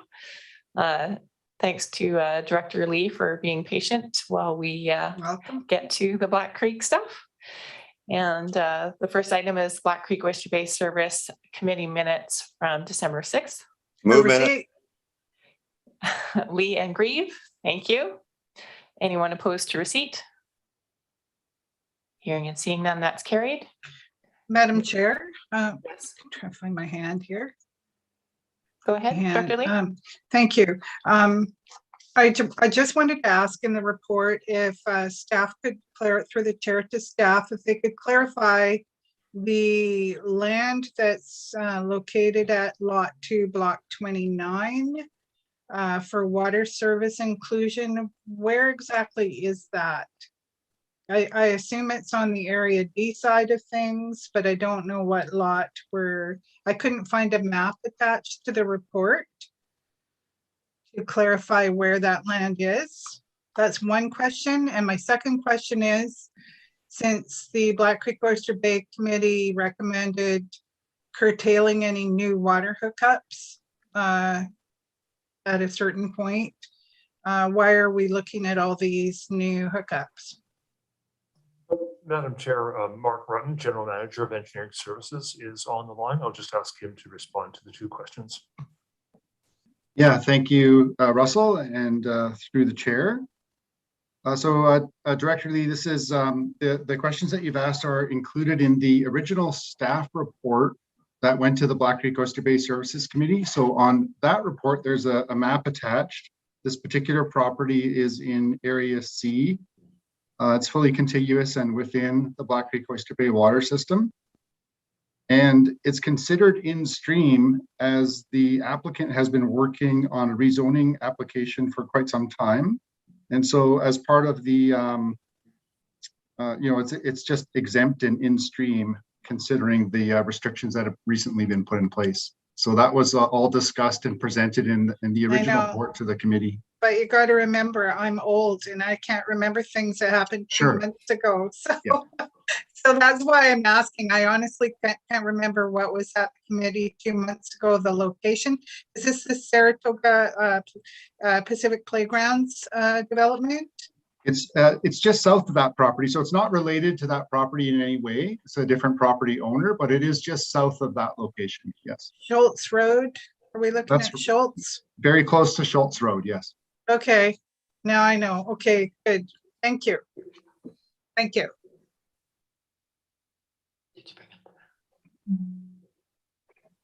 So I think staff are just trying to bring up the map for you, Director Lee. Can you make it bigger, the map? Can you expand the map a little? So, because it's very tiny. Oh yeah, near Schultz. I see. Oh, that's that one that's on it's called Oyster River Road. Yeah, I remember that now. Okay, thank you. You're welcome. Staff also emailed you the map for further consideration. No, I'm good. I'm good with it. I remember considering it now, that way back when. Okay, so we're on recommendation 1. Move 1. Second. Seconded by Grieve. And anyone opposed? Hearing and seeing none, that is carried. We're on to recommendation 2. Move it. Second. Grieve and Lee, thank you. And anyone opposed? Hearing and seeing none, that is carried. On to recommendation 3. Okay, I have this. After receipt, I'll have a question on the report. Okay, moved by Grieve. Second. Seconded by Lee. Thank you. And go ahead with your question. Same question as before. Like, I don't remember what happened to the committee 2 months ago exactly, but lots has happened since then. So can you just clarify that these Deerfield Road properties were, that's what we're talking about, that they were already in stream after before we set the curtailment policy in place? And I know where Deerfield is, so that's okay. That's area D. But just, were they already in stream? Madam Chair, I can tell the director that this is the fire protection area, not the water local service area, but also Right, okay. Bruce Green, our fire chief for Black Creek Oyster Bay, is on the line and can elaborate any further if you want more information. Okay, is this the Slawitzi's addition to reserve? Bruce, if you could please provide a little bit more information on these properties. Yeah, through the chair to Director Lee, these properties are Deerfield Road, which is in our fire protection area. And I think you're aware, I'm going to say Timber West, but it's Couverton's been selling lands in that area. And these 3 properties have, actually one of them is the Fortis gas station. And the other 2 properties are people that have bought in that general area from Couverton, and they would like their properties included in the fire protection area. It has nothing to do with the reserve lands that are further down the road. So, and there's no impact on the fact that the water service area on York Road ends at Baxendall Road. So you would have trucks that would be able to service the area for fire, even though it doesn't have water. Yes, we're like I said, we're already servicing the area up there. We have a 4,000 gallon tender, and we have tank. I'm sure you're aware we have superior tanker accreditation as well, which means we can move water quickly. Okay, thank you. Checking. Okay, yeah, it's been moved and seconded. And is anyone opposed to recommendation number 3? Hearing and seeing none, that's carried. We're on to recommendation 4. Move 4. Second. Grieve and Lee, thank you. And is anyone opposed to recommendation 4? I have a question again, sorry. Go ahead. Will the 3 service areas of Black Creek Oyster Bay, Greater Merville, and Mount Washington still be costed independently? Or will Area D taxpayers be on the hook for the 2 new fire service areas on Mount Washington and Merville? What does this really mean to Area D? That's what I'd like to know. Madam Chair, I can respond in this way, in that this is the administration bylaw. So it's just ensuring that the administrative practices of the 3 are consistent. The service areas, the properties within the service areas of each are still the ones responsible for the costs associated with each of the independent services that remain see. independent. And Black Creek Oyster Bay would remain intact as Black Creek Oyster Bay Committee. And because there was some mention in one of the recommendations of a north service area or something. Yeah, the Madam Chair, the service areas of Greater Merville and Mount Washington include broader areas within predominantly electoral area B, C, but they do include actually Greater Merville includes some of electoral area B. What staff do in order to engage the director of area B on such matters is refer reports to that the electoral area services committee, as well as Black Creek Oyster Bay, to ensure that both committees get their shot at making recommendations to come forward to this board. So there's no loss of independence. We just take that extra step to ensure that everybody's accounted for. Okay, thank you. Okay, so I'll move the recommendation. If it hasn't been already. Number 4. Yeah, it was moved and seconded. Okay, And anyone opposed? Hearing and seeing none, that's carried. We're on to recommendation 5. I'll move recommendation 5. Second. Lee and Grieve, thank you. And any further comments? And anyone opposed to recommendation 5? Hearing and seeing none, that is carried. And we're on to Electoral Area Service Committee. And Director Lee, don't go yet because we do have some bylaws that we wanted to move forward. But we'll just go ahead with receipt and then the recommendation 1 before varying the agenda. So sure, thank you. So we have the electoral areas minutes from December 6th. Move receipt. Second. Hillian and Kamir, thank you. Anyone opposed to receipt of those minutes? Hearing and seeing none, that's carried. And we're on to recommendation 1. Move on. Second. Kamir and Grieve, thank you. And this is a vote of area B and C. Anyone opposed? Hearing and seeing none, that is carried. And I need a motion to vary the agenda to bring forward bylaws. So G1, item G1 and G2. Thank you. Hillian and Cole Hamilton. Anyone opposed to varying the agenda? Hearing and seeing none, that is carried. So we will move forward with G1 and G2. Move first and second reading of bylaw number 624 being Black Creek Oyster Bay Fire Protection Local Service Area Conversion Establishment Bylaw Amendment number 7. First and second. Seconded by Cole Hamilton. Thank you. Anyone opposed? Hearing and seeing none, that is carried. Move third reading of the same bylaw. Second. Seconded by Grieve. Thank you. Anyone opposed? Hearing and seeing none, that is carried. And we're on to item 2 under bylaws, bylaw 689. I'll move it. First and second, first and second. Okay, moved by Lee, seconded by Grieve.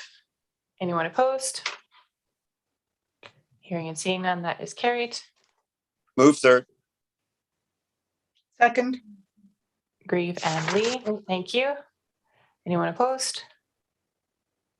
And again, that is carried. Okay, thank you, Director Lee. Thank you. Go up to see my son from Ottawa who's visiting me tonight. So thank you. See you Okay, later. enjoy. Thank you. Okay, bye. Bye. Bye. So we go back to item 2, recommendation number 2. And that's the development variance permit. Move to. Kamir and Cole Hamilton, thank you. And it's a vote of the areas. Anyone opposed? Hearing and seeing none, that's carried. We're on to recommendation 3. Move it. Second. Grieve and Cole Hamilton. Thank you. And it's a variance permit regarding height allowance. Anyone opposed? Hearing and seeing none, that's carried. On to recommendation Move for. 4. Grieve and Cole Hamilton, thank you. And this is regarding farmland protection development permit. Anyone opposed? Hearing and seeing none, it's carried. Under recommendation 5. Move 5. Cole Hamilton and McCullum, thank you. And this is regarding Graham Lake Improvement District. Anyone opposed? Hearing and seeing none, that's carried. On to recommendation 6. Move 6. McCullum and Kamir, thank you. And this is regarding the BC Safe Restart Grant funding. Any further comment? Anyone opposed? Hearing and seeing none, that's carried. We're on to recommendation 7. Move 7. Cole Hamilton and Kamir.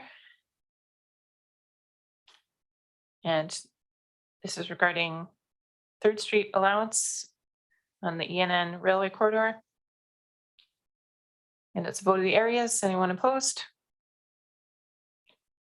Hearing and seeing none, that is carried. We're on to recommendation 8.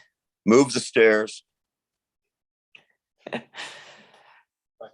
Grieve and Cole Hamilton, thank you. Yes, the motion regarding the stairs. Anyone opposed? Hearing and seeing none, that is carried. On to recommendation 9. Move 9. McCullum and Cole Hamilton, thank you. And this is regarding trail on Denman Island. Vote of the areas. Anyone opposed? And that's carried. I'll On to move. recommendation 10, moved by Grieve, Second. seconded by Kamir. Thank you. And this is regarding Piercy Road allowance on Denman Island. Again, a vote of the areas. Anyone opposed?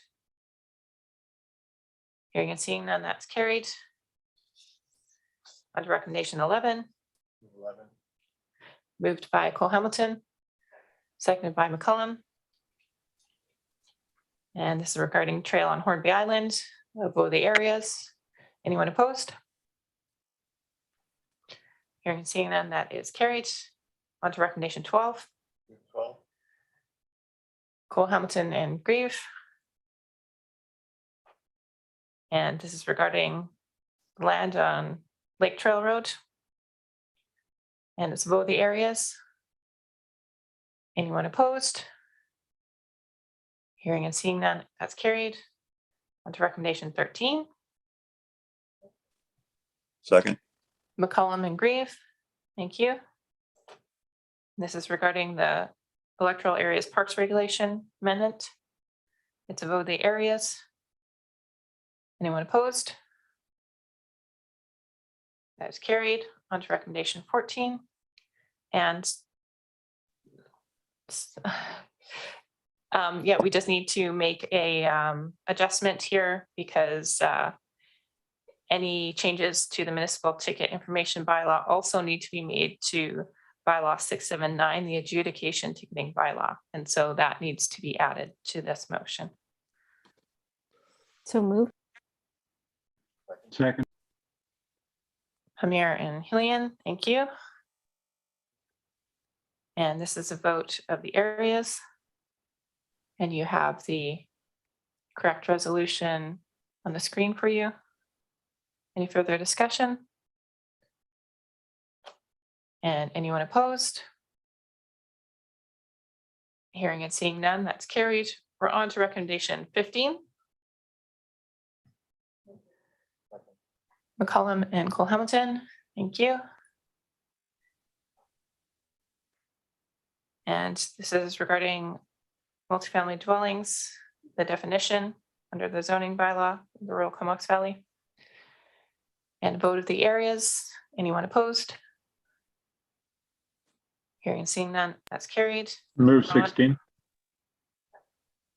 Thank you. Recommendation 16 moved by Hillian, seconded by McCollum. This is about the Union Bay Fire Protection Service area. So vote of the full board. Anyone opposed? Hearing and seeing none, that is carried. I'll move 17.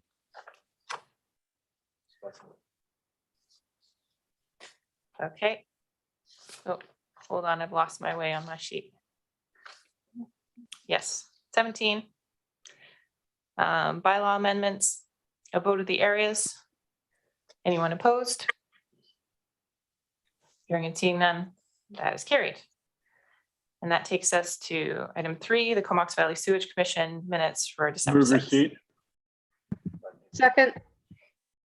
Hillian and Moran, thank you.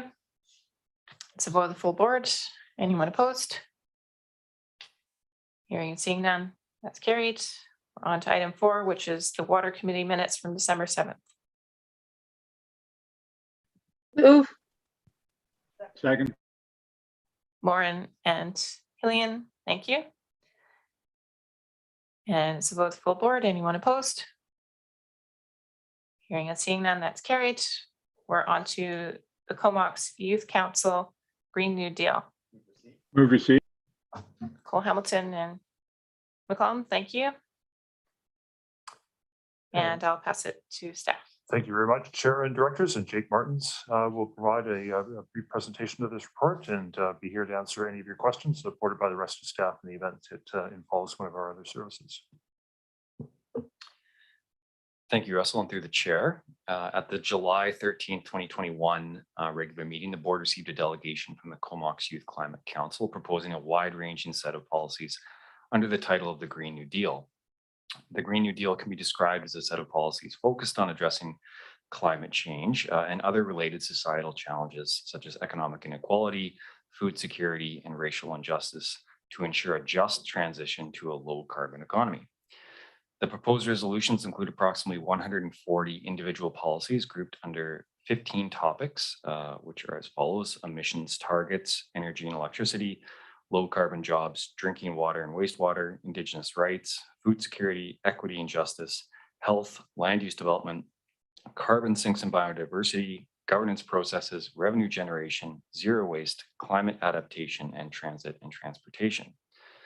Given the topics noted, some policies are clearly within the control of local governments and directly relate to the services of the CVRD, while others fall outside of our jurisdiction to varying degrees. In order to consider the large volume of policies in a cursory manner, staff itemized each of the proposed policy statements and actions and attempted to categorize them in relation to our ability to action them. Based on a cursory analysis, it has been determined that nearly half of the proposed policies are already in progress in some form. 17 are not within the jurisdiction of the CVRD. 24 are possible with additional funding and resources, and further 25 fall under the potential advocacy. 16 of the items have not been given a category, just given the nature of the request. As there exists considerable merit and alignment between the Green New Deal proposal and the strategic interests and values of the board, the key question becomes whether the Green New Deal should be the strategic direction for the CVRD's climate mitigation and adaptation actions. In this regard, the report provides commentary on the regional growth strategy and the associated climate change goals and objectives, as well as other key corporate and service-related strategies and initiatives aligned with the board's strategic drivers. As a regionally endorsed strategy with corresponding authority and resources, it is the opinion of staff that the RGS function serves as the best vehicle for regional policy strategies and actions to address climate change. Although the RGS does not contemplate the breadth of issues covered by the Green New Deal, an opportunity to initiate a review process to consider minor updates to the plan will be brought forward later this year. It is also noted that 2022 will see the launch of a new performance monitoring dashboard tool, which will dramatically help publicly communicate and track progress towards the goals and objectives outlined in the RGS. While the board may consider providing direction to action or investigate specific policies contained within the Green New Deal, with systematic changes in action on many of the policies already underway, And with the limited capacity of staff for additional strategic projects, this report recommends that the board undertake broad advocacy to the Prime Minister and Premier to encourage action and support for climate change mitigation and address transition to a low carbon economy. It is suggested that such advocacy recognize the efforts of the Comox Youth Climate Council and include their proposal around the Green New Deal, as certainly there are many aspects of it that are still relevant to senior governments. With that, as Russell noted, I'd be pleased to answer any questions along with the support of my colleagues. Great, thanks so much, Jake. I know that was quite a bit of work. There was a lot of resolutions there, and going through and making sure that we were doing almost half of those things was a lot of work to find that out in itself. But it's good that we are. I think that gives me a lot of comfort. And I think those things that we are not, we can certainly look at public input on the next RGS review, hopefully next year, and see where the public is at on inclusion of some more of those resolutions. Director Arbour.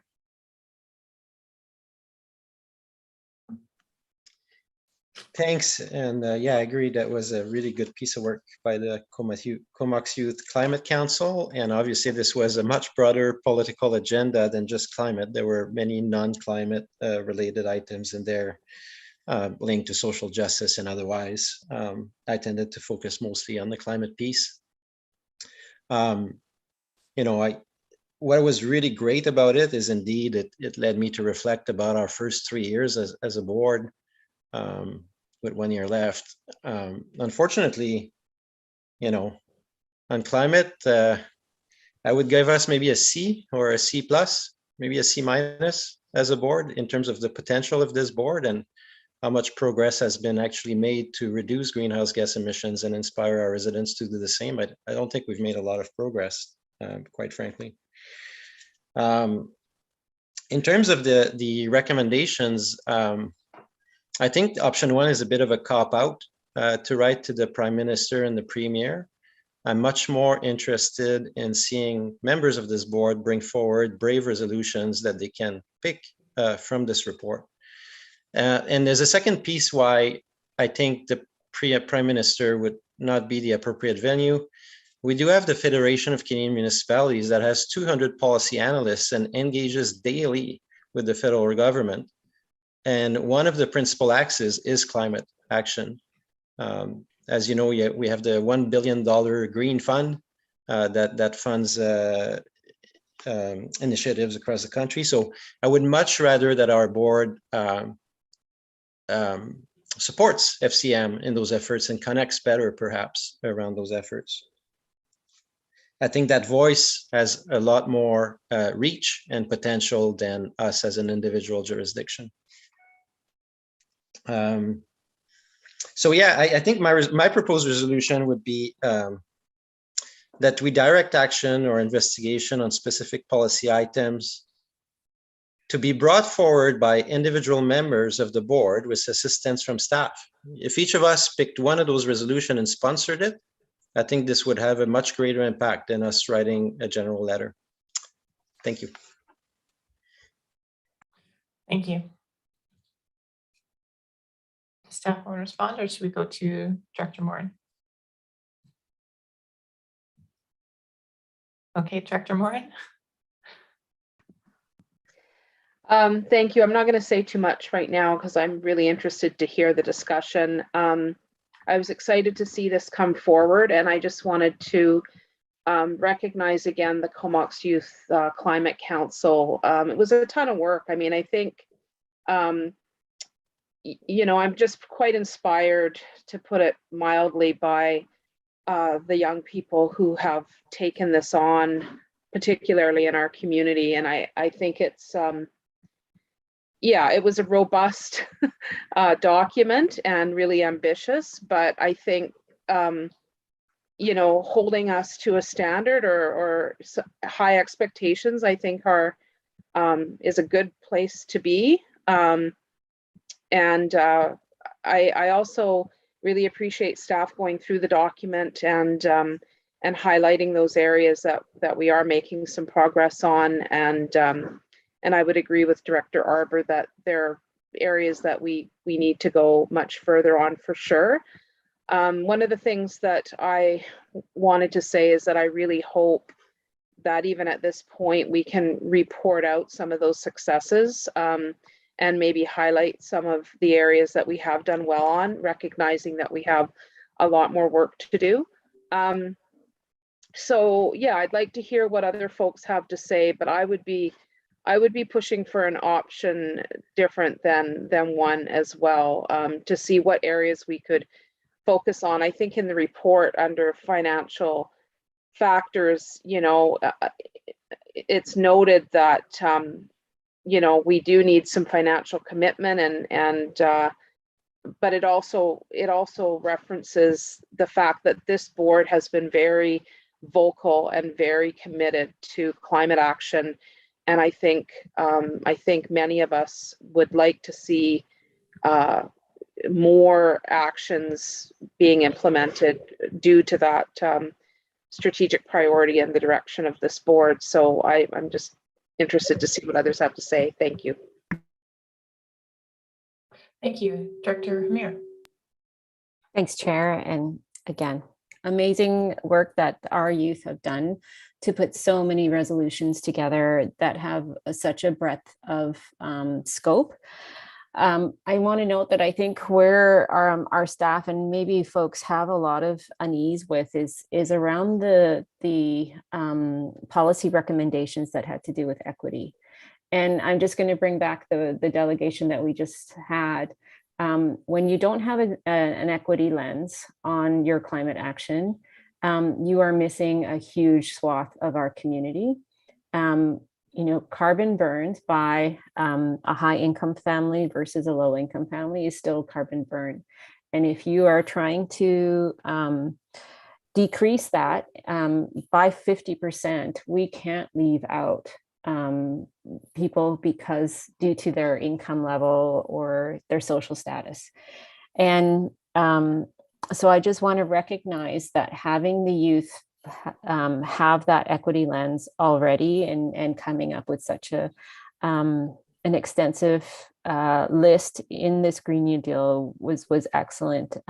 They clearly have the right idea moving forward, in my opinion. I'm also going to agree with the previous two speakers that I don't think option one goes far enough. I'd be curious to hear a little bit more from Director Arbor around what advocacy we can do through FCM. But I do want to note, and staff have mentioned this, like how much time and energy even going through this one report has been. And I don't want to burden our staff with even more work on top of this, considering like we're already, you know, a board that has put a lot of different initiatives forward, and they are juggling quite a lot. But I do want to see work done. And, you know, hopefully Director Arbor will give us a B in the future if we do some of this work. I think the work probably needs to be done by a committee. The youth did ask to be participants in said work.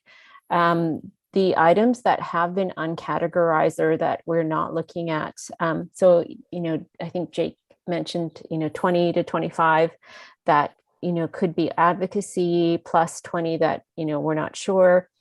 There could be some very big gems in those that I think with the help of our community, both climate youth, we have Comox Valley Nurses for the Environment. We have a number of organizations who I think would be ready to roll up their sleeves and help us prioritize where the bigger wins would be. So I would actually propose as an action coming out of this that we do create a climate action committee to work on setting priorities, providing us with some of that expertise and helping us move this agenda forward so we finally can get a more than a passing grade from not just Director Arbor, but I think from our constituents. They are expecting a lot more from us. We have seen the incredible devastation that our changing climate is causing to our community. So I think it is time for us to roll up sleeves. Thank you. Now, Director Grieve is next. Thank you, Madam Chair. Well, again, I'll ask for a little bit of latitude from the chair. I just celebrated a big birthday yesterday, and my mind went back to the time of my youth, back in the time of tie-dye and incense in the air and the stones in the doors and all that, and all the idealism that we had.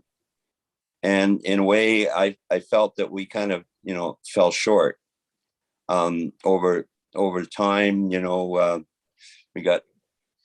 We got ourselves pregnant. We had a family. We bought mortgages. We got caught up in the whole thing.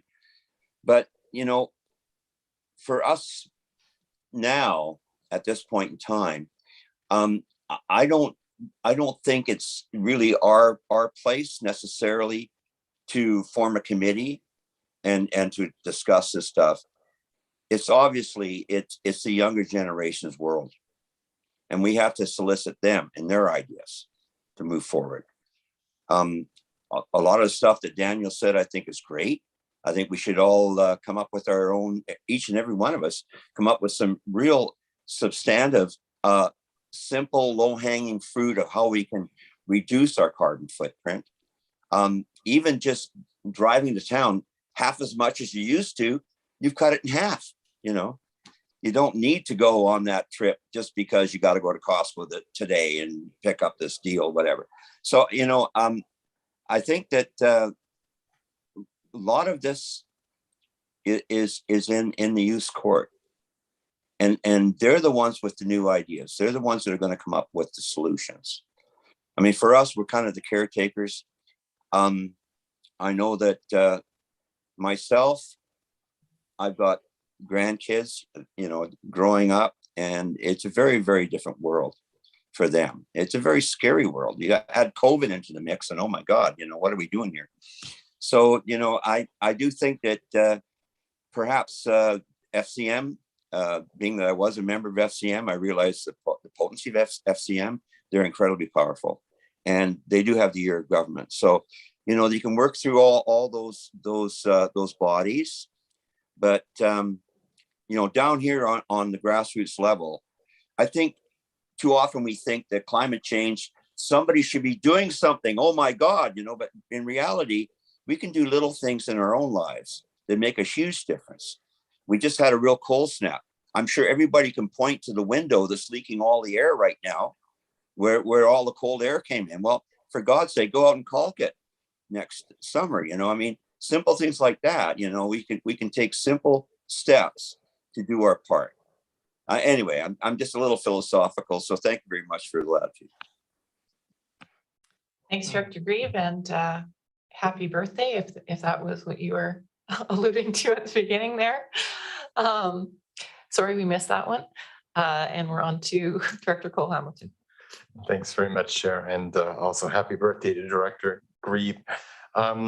This is a remarkable document that was presented to us by the Comox Youth Climate Council, and I think just in reference to what Director Grieve was saying, well, I think it's important to listen to youth. I think it's also important not to place the responsibility for solving the problem on their shoulders. I favor what Director Kamir was saying, that perhaps a community-based advisory council where we allow youth to bring their suggestions and viewpoints to the table, along with other active members of the community who care deeply about the environment, would be a way of moving this forward. And I see that as sort of reaching, obviously climate change is one of our strategic drivers, as is working with our community partners. And I'd like to see, I'm not sure if we were to contemplate something like that, but that would be option 3. And I guess another question I had is, I see perhaps the best place for all of this to be developed is through the regional growth strategy and putting a strong climate focus on an RGS review. I'm not sure if that would require option 3 in order to sort of make that focus clear, or whether that's something that would come further down the road when the RGS comes to us. But we've set very ambitious targets for ourselves. We have a 50% reduction below 2007 by 2030. We've made climate change a strategic driver year after year. And it is great that we're at almost half of the many policies suggested are things that we're already moving on, but more needs to be done. And I think we'll probably do it more effectively. And to name another driver, we'll probably do it in a more fiscally responsible way if we can make it a coherent plan that fits together through an RGS review rather than picking and choosing a few individual points in isolation. So I would strongly favor like an ambitious RGS review and to be supported by a council of the nature that the Director Kamir was suggesting. And just one other thought, I think Director Moran had a great point that we should be communicating out some of these successes, and perhaps the launch of the RGS hub, which I believe is going to happen this spring, would be the perfect opportunity for us to talk about where we are, what we've been doing, and the future that we can get to through an RGS review. But we definitely need to do more, but I think doing it in a coherent way that builds on our successes is the way forward. So thanks.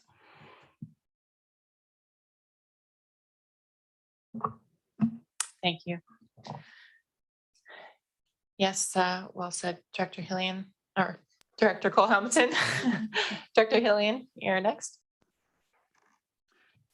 Thanks, Chair. I'm not going to beat up on us for not doing as much because essentially that's an indictment of both ourselves and our staff. I think staff have done an amazing job of consolidating the gains that have been made. And I would just ask us to keep in mind that we've been working for almost 2 years now through a global pandemic that has taken a lot of our energy. We've also seen staff come up with exceptional efforts such as the turning our boardroom into a warming center, providing accommodation during the climate emergency that we've just experienced. So I would give us a significant amount of credit for what has been accomplished under certainly not the ideal circumstances or anything that we may have envisioned when we started this out. In addition, I don't recall any initiatives that have been brought forward that have been voted down. So I think that the suggestion of Director Arbour that people bring initiatives forward has always been there, and it remains. And I would certainly invite people to bring initiatives forward that they think we should be pursuing, and we can vote on them and do them. We still remain limited by staff capacity. That's something we have to bear in mind. So I'm in favor of having some type of public process that engages the community, the groups that have been suggested, and particularly the youth, in not only a review of the RGS, but any other initiatives, including the signposting of where we have made progress and getting that information out to the community.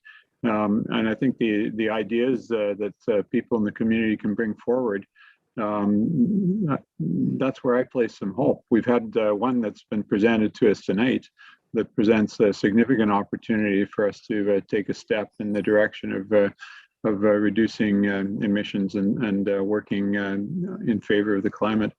So I would just encourage us to be a little more hopeful and optimistic than perhaps the tenor of the discussion suggests. Of course, we can't be satisfied with what's been done. We always want to do better. But let's give credit where credit is due. Thanks very much. Thanks so much, Director Hillian. And we'll go to Director McCollum. Thanks, Chair. Yeah, just to add to the discussion on where we go from here.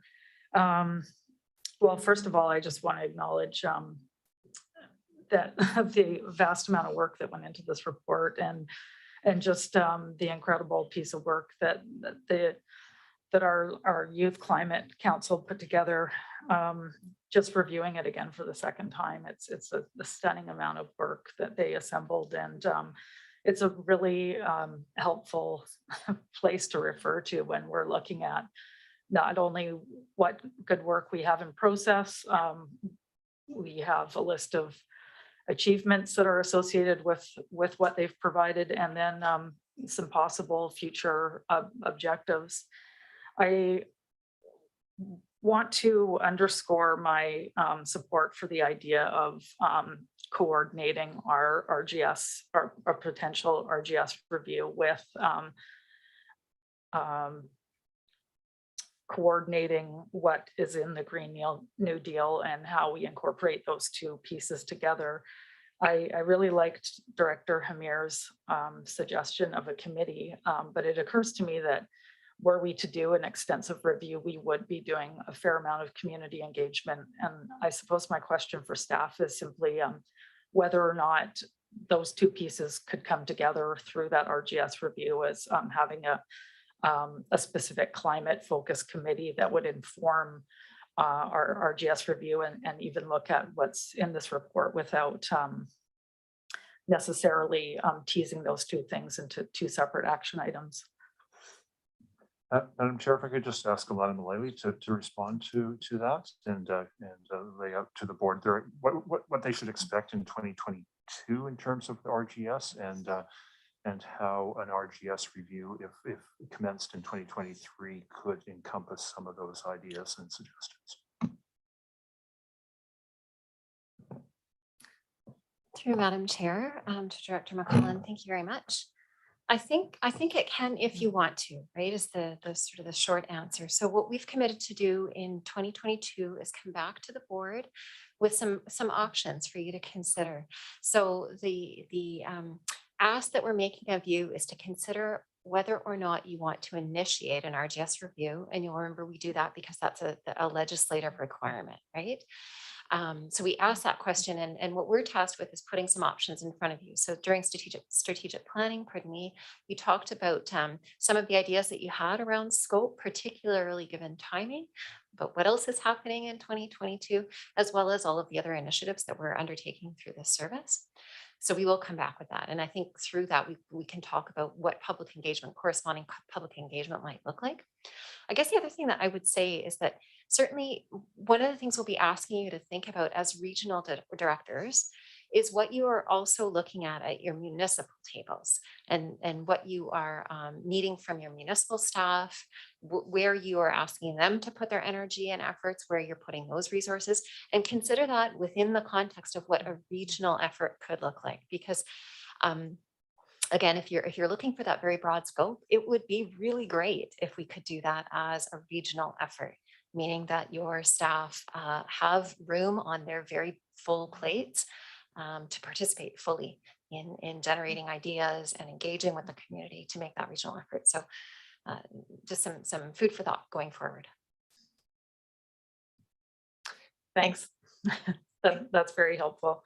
I guess my other question just around this process is, were we to go ahead with what Director Kamir is proposing, where we gather up various engaged community members that want to engage on this topic and the Green New Deal proposal, whether or not that could then be incorporated into the RGS process, or if it is, or if the board would rather address these action items through the RGS process, if doing bringing a committee structure into it would make more sense, like when we proceed with the RGS strategy. I don't know if I'm making sense. I'm just. Through Madam Chair to the directors, you're very much making sense, Director McCollum. I think that there are some opportunities within the context of a review. So you'll remember that when the RGS was originally adopted, there was a steering committee struck, and that comprises your 4 CAOs, and then there was the technical advisory committee. And I would say that we can be very imaginative about how that looks. So getting the right people at the table. There are also provisions within the Act to develop something called an intergovernmental advisory committee. And that's where we could look to the province, for example, to help us out providing resources. But I don't see any reason why you couldn't extend that as a board if you wanted to include some of our citizen experts to help along with that. So I don't really know. I don't want to suggest that there's a particular committee structure that would be favorable, one versus another, but that is something that we can come back to you with in the scope discussion, if that would be helpful. That would be great. Thank you. Thank you. Next, we go back to Director Arbor.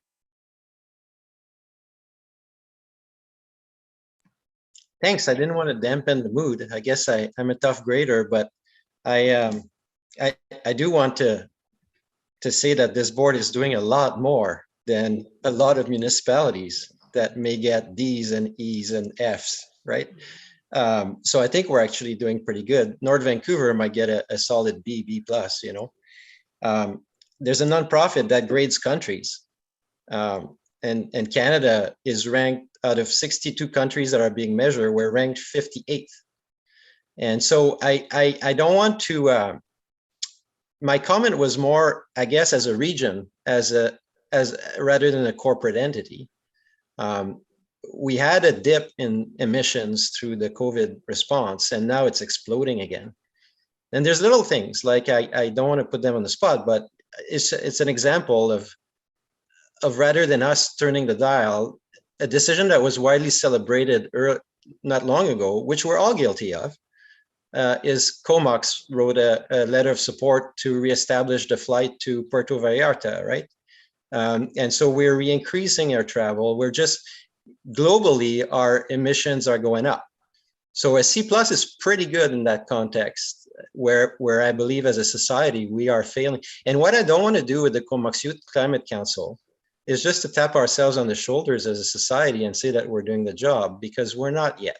When we start bending the curve, as Dr. Henry would say, right, on the emissions front, is I think when we can start to celebrate. But I fully acknowledge the equity, social justice, the impacts on the economy, all those things. We're in a long haul to try to move to a closer to net zero kind of economy. But for myself, I'm just saying, I think I had higher expectations at the start of the term, even in the region. And it doesn't cut into my enthusiasm, and I regret if it does for others. In terms of the go forward, I can absolutely support Director Kamir and Director Cole-Hamilton's suggestion, and staff as well. I think I would be much happier with a resolution like that than us kicking it to the Prime Minister, something that is a little closer to us, that commits us. I would caution that I hope that this type of approach would not lead into what we've seen with the Airshed Council so far, where 3 years in, we don't have a ton to show for. So I'm hoping it won't be just committee for discussion's sake, but that the climate uptick would be stronger in the RGS review. So I'm very supportive of that suggestion. Thank you. Thank you. And Dr. Kamir. Thanks, Chair. So, and thanks to the other directors for the support of the idea of a committee. I just want to go back to Director McCollum's comments about, embedding a subcommittee into an RGS review. While I would normally agree so that it really simplifies and streamlines process, my concern is just time frame. If our RGS review isn't supposed to be initiated until 2023, that's another year of not having a committee working on this and pushing resolutions forward. So because of that, that's why I'm still kind of wanting to put forward the idea of setting up a committee. I personally really enjoy the Comox Valley Food Policy Council structure, having municipal and regional district representatives, plus a wide variety of and swath of our local community there, I think helps create a really great environment that supports resolutions both to the regional district and to municipalities. So if we are going to go forward on that would be the model that I think would work really well, and to Director Arbor's comment, prevent us from having a very sort of superficial and performative group. A group like that, I would think, would definitely be moving things forward in a good way. So, yeah. Okay, thank you. So we are still on receipt. And is there anyone opposed to receipt? Hearing and seeing none, that is carried. And maybe a resolution that asks staff to look into the merits of the different type of committees that we could have might be in order. Madam Chair, might I suggest that the concept of committees to consider this be part of the scoping study review that Alana brings back to the board for the RGS as to how the RGS could incorporate those committees or that committee and citizen work and engagement on such a complex matter. And I just want to provide a little bit more background in terms of the recommendation. While the recommendation you consider is rather soft, certainly a more robust full court press on the province and federal government could be your action on this rather than just a letter to the Premier.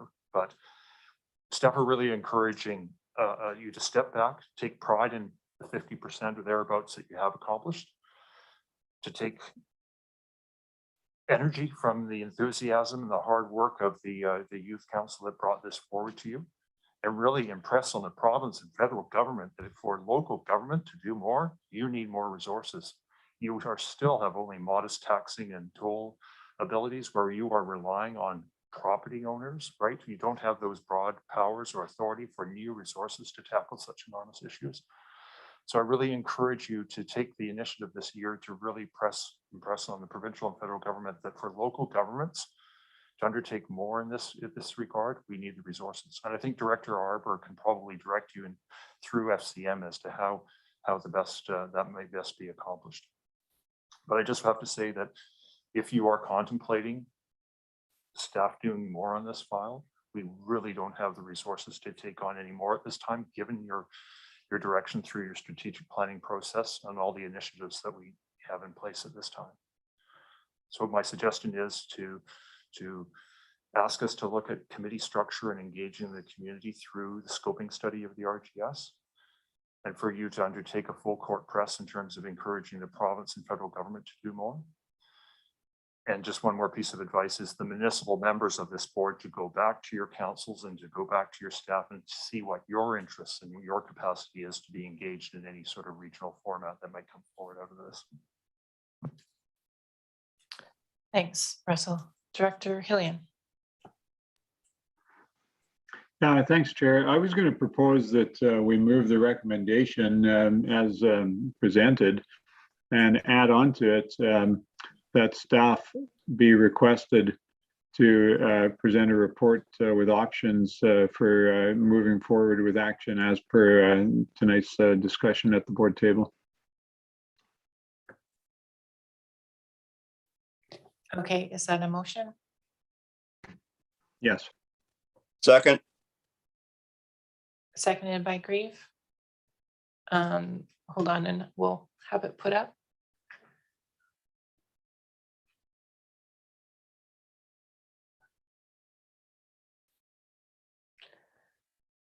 Director Kamir, do you want to speak to the motion? Yeah. I just want to clarify because the motion that I heard Director Hillian put forward is slightly different than the one our CAO just said. You know, my concern about tying said committee to the RGS would sort of, I think, bind us time-wise. It would really kick it into the future quite considerably, unless the CAO can comment about timing for if something like that could go ahead before an actual RGS review started. I think that the motion here is asking staff to really flush those out and provide you a little bit more information before you give us that guidance. So I think Director Hillian's motion here is getting staff to come back with you to have a little bit more robust discussion on these options and moving forward. So it does not counter what I was suggesting. Okay, thanks.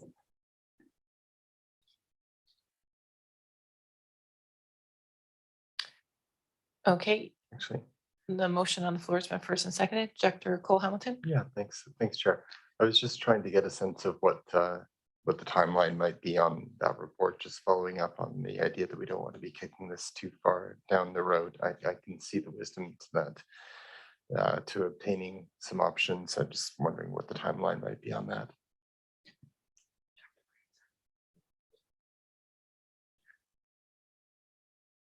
In terms of our capacity, I think it would be in order for us just to consult with the municipal staff on this. So I would say 2 months rather than a month to come back to you.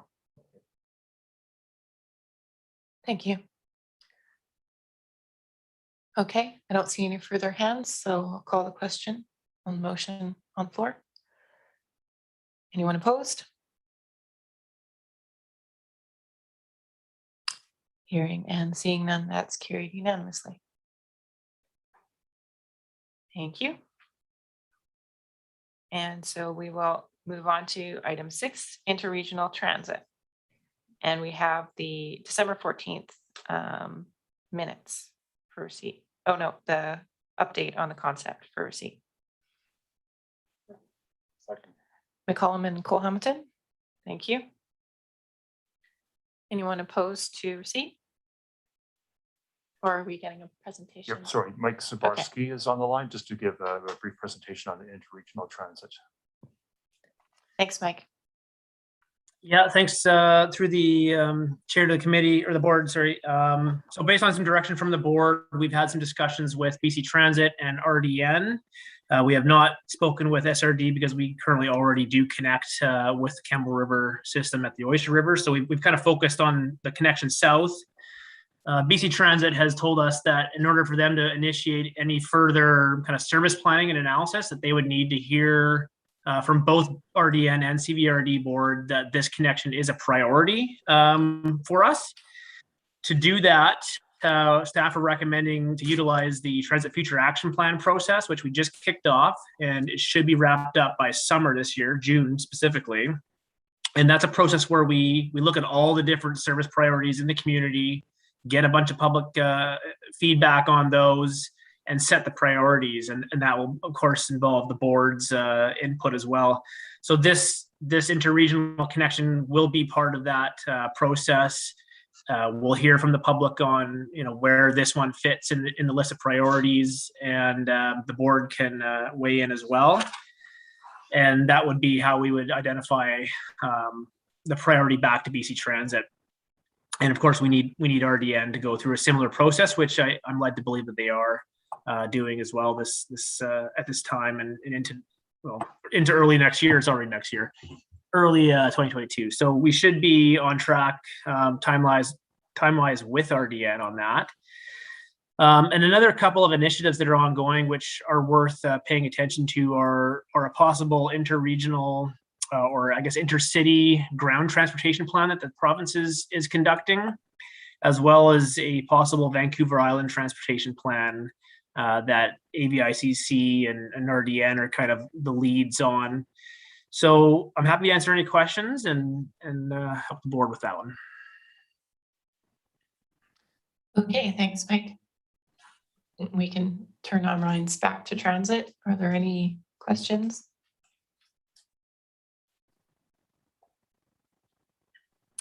Director Arbor. Thanks, Mike. And I think that's really positive. It seems like at least there's some appetite at RDN. I don't know if that means both transit future plans, I guess, would have to identify this as a priority, both for Nanaimo and for ourselves for it to move forward. I do have a slight concern that the vision piece of this is really important. For people to understand that their transit pass could take them from Campbell River to Victoria, connect to Horseshoe Bay. It's hard for people, the current users, to imagine that. I was talking to one of our bus drivers, and after a conversation, when she got it, that is it possible, right? So it was even that notion of is it possible. Then she was like, wow, people would actually love that. A lot of our riders, if they could actually go and visit family in other communities using the bus. It's always a hassle for them, right? So, but it takes a little while to wrap your mind around that possibility. Once you relate to Greyhound, people get it.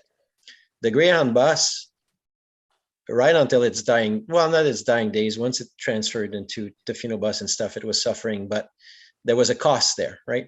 But back in the day when it was running, it was really full. I remember the early 2000s, that was a full bus all the time. I used to ride it, and the cost was low. And that was without subsidy, I believe, right? So if we bring in the transit subsidy, I think the vision is as merit to explore. Leah Main, who some of you know, is our caucus chair for BC at FCM, and she did single-handedly the last 3 years, work with FCM, and now the federal government has actually opened up a program for rural bus funding that tries to address some of the gaps that have been left by Greyhound. So I think there's actually a good context for us to look at interregional transportation, but I'll just be disappointed if our transit future plan is structured in a way that vision is not really captured. Because even if you leave the Campbell River part, if it's just closing the gap between Nanaimo and people are thinking, oh, do I want to go to the Comox Valley? Or, if they're thinking those terms, it's more about connecting everybody from Victoria to Campbell River and opening up all the options for people if they want to travel to Vancouver, to wherever. So that's the piece that I think is important. When I was speaking earlier, the SRD, or Campbell River, I guess, is the Campbell River system, I think. It's not an SRD system. So the Campbell River system runs 10 buses down our way per day. That's amazing. When I found that out, they're already running 10 buses towards the river. They're almost on an hourly thing, right? And we only do five, but at 10 buses, now you're looking at a bus every hour. You're going to start to get ridership if you go all the way to Victoria. That's my opinion, again. But I guess I'll default to the Transit Future Action Plan. You did put another option that our board kind of forces it as a priority.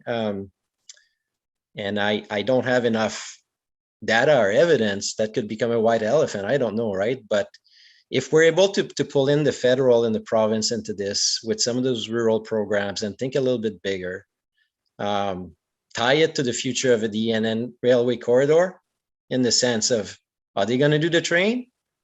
Could we do buses? Should we do none of it? Those bigger conversations with the province need to happen as well. If we just confine it to our Nanaimo and Comox Valley Transit Action Future Plan, I don't think that will capture the scope that I have in mind for this initiative. Thanks. Thanks, Director Kamir. Director Arbor's just added a whole level of more complexity to the whole thing, but maybe not. Maybe, if we just get that one gap, which is a gap that I remember Director Arbor highlighting back in 2018 when we were first elected, of just kind of Fanny Bay to, I think it was even Bowser, that missing link in transportation. So I'm, really supportive of this idea of having that connection, that link. I would love to not have to drive all the way to Nanaimo to pick up my child when she comes to visit from Vancouver, and just put her on a bus and pick her up from the bus stop would be fantastic. There's some climate action right there. My one question though to Mike, I was looking at your timeline for implementation and noting like this is now a 2025 project. Wondering if, it seemed like your timeline is sequential, like this has to be done first in this. Wondering if any of that could actually be done, simultaneously rather than sequentially. Is that a possibility to tighten that timeline at all? Definitely possible. We're dealing with multiple partners with BC Transit and RDN. So it's kind of up to everybody being super willing to move things quicker and overlap these rather than being sequential. This timeline is pretty rough, obviously, at this point in the project. We're very high level here. So it could be done quicker potentially. Okay. But Yeah. I would suggest probably not a heck of a lot quicker either. Okay. Director Grieve. Thank you, Madam Chair. I remember bringing this issue up at a meeting in 2011, and I was actually laughed at because I won't say who, but one of the Courtney councilors said, maybe somebody should explain to Director Grieve what the private sector does. Well, we've seen what the private sector doesn't do now. And the other thing I think I remember was at a UBCM seminar, then Transport Minister Claire Trevena was boasting about how she got on a bus in Agassiz and took it all the way to Horseshoe Bay. So this is not something that the private sector can do better. I mean, people don't necessarily choose to take a milk run down Island and stop at every little whistle stop along the way. But if they have to, they will. So I think there must be some way we can move this thing forward a little quicker. Daniel mentioned the fact that FCM have been working on this issue. And if there's some other money available from other levels of government or orders of government, sorry, then I think we should look into it. I mean, to put this into the meat grinder and say, oh, it'll all come out, we'll do a plan and blah, that this is not the focus of our transit future plan. It seems to me it's all about moving urban people to other urban centers. Thank you. Thanks. And Director Kamir, quick Yeah, comment? no, sorry, it was just for something I forgot to mention, that a Climate Caucus, which is came out of FCM, is hosting an event this Thursday on rural transit, specifically looking at on-demand versus fixed routes, and looking at the town of Cochrane, Alberta as an example, and that's this Thursday. So hopefully some directors can tune in. Great, thanks for that reminder. Okay, we're on receipt. I don't see any further hands. So anyone opposed to receipt? Hearing and seeing none, that's carried. And there's a recommendation. I'll actually move the recommendation as stated, but I saw Mike nod. I think he got some of my points around some of the essence of this. And I guess at worst case, if it comes out that there is zero interest on both sides to pursue this, there's still a decision point whether the province and feds and ourselves want to do it anyways or test it out. So in a way, it will provide data to feed it into the transit future plan. And if we're totally flaky, Director and Grieve and I on this, then we'll find out. So I'm moving the recommendation as written. Thank you. Is there a second? Second. Director Kamir, thank you. And yes, my conversations with the ABICC group has said that there is interest throughout most of the communities along Vancouver Island. So I think we're in good standing there. So this is a vote of full board. Anyone opposed? And that is carried unanimously. Thank you.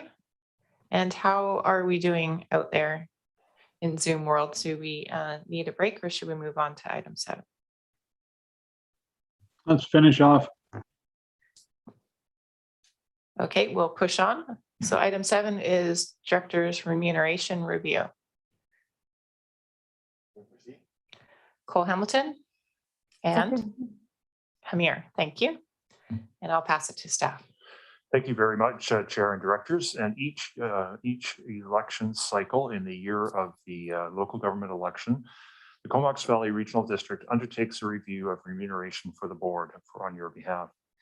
And the review will take a look at remuneration rates, allowances, and benefits for the regional directors. It uses a third party, and in this case, we're utilizing the services of Julie Case, who is on the line tonight, and I'll introduce you to in a moment. And Julie has done this for several other local governments and has done this for us in the past as well.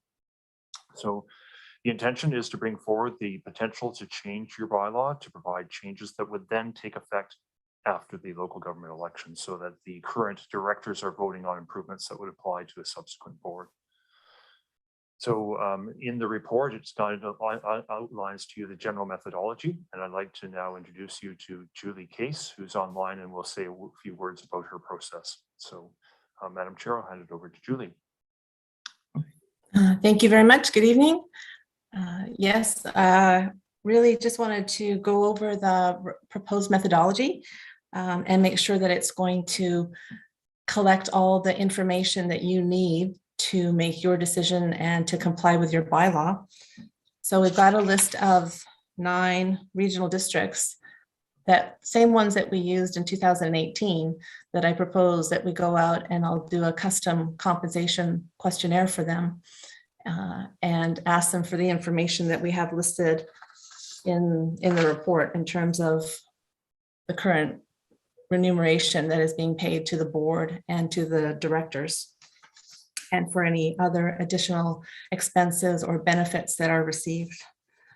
So I've just updated the data. So I put the table 1 there is essentially what you'll see when all filled out when I get all the information. Will be the table 1. So we'll fill that out. I've already pre-filled it out with the current or the most recent data on annual expenses and population, and the number of directors that are there. So you can see that's still how those regional districts are comparing to Comox Valley. And then I'll collect the other information and present it that way for you. And then any other information will just be outside of the table, and I'll just write up a summary of the other information as well. All this information is publicly available, so that's why I can display it this way in the table. The only other thing I would add is that when I was looking back when we did this in 2018, well, there was one additional regional district that we had on the list, but we didn't get data from them. So if we wanted to add them, we could certainly do that. And that would be up to you. And that regional district was the Columbia Shuswap. So if you've got any questions, I'm happy to answer any questions you may have. Okay, thank you. I see Director Kamir's hand up. Thanks, Chair. Julie, just a quick question about the regional districts that have been chosen as comparators. I don't see the RD just north and south of us. And is there a reason that those weren't chosen? So these were the ones we went through a process last time and chose these ones. When we choose them, we tend to look for other regional districts that are of similar size and have similar services. So when we're looking at the annual expenses, we look at what Comox Valley is, and then we try and stay no more than not less than half of that and not more than twice of that, because it affects the services. And the same with the population. So that would have been the parameters that we would have used to choose these when we did it in 2018. Okay. But it's up to you. We can add some, we can take some away. It's really about who you want to compare yourselves to and what you define as your market in 2022. Thank you. Director Arbor. So it's kind of crazy. I feel like I'm the Prince of Darkness tonight, but I'm literally just reading the notes that I made, my own notes that I made on the different things. And for this one, what I wrote, which again is not supposed to be a downer, but that's what I wrote. I wrote the remuneration framework for directors is aimed at retired people. So that was kind of my general sense, in the sense that even in the rural areas, the meetings are on Mondays. It's a range of things, but I did write some constructive things. So I think Julie will probably appreciate that part, which is the wage maybe is fine, it just carry on, but there are non-monetary benefits that could be considered for younger people that would be of value, such as free family transit, free rec facility for their families, things like that. There's also monetary things that could be considered, such as childcare expense coverage, or to acknowledge the insane gap that exists between the elected officials and the people that work for them, to consider some kind of RSP match maybe not, don't buy us into the old pension fund, but at least, maybe have some kind of matching contribution, because I know a mayor that just retired down south in the Cowichan Valley, and he's almost destitute after servicing, his community for so long. Sorry, that was a strong word. Let me strike that off the record. I'll just say that he's not in the best shape financially. And that's the reality of people who choose to do public service as elected people, and it's tough. So I think, between those non-monetary, finding some little ways to acknowledge that we're not all retired people that are doing this job. I know historically it's been the job of older white men. Our board has broken the back of that. Not that there's wrong with that. I'm starting to be one. This job has given me a few white hair already, or just age, I guess.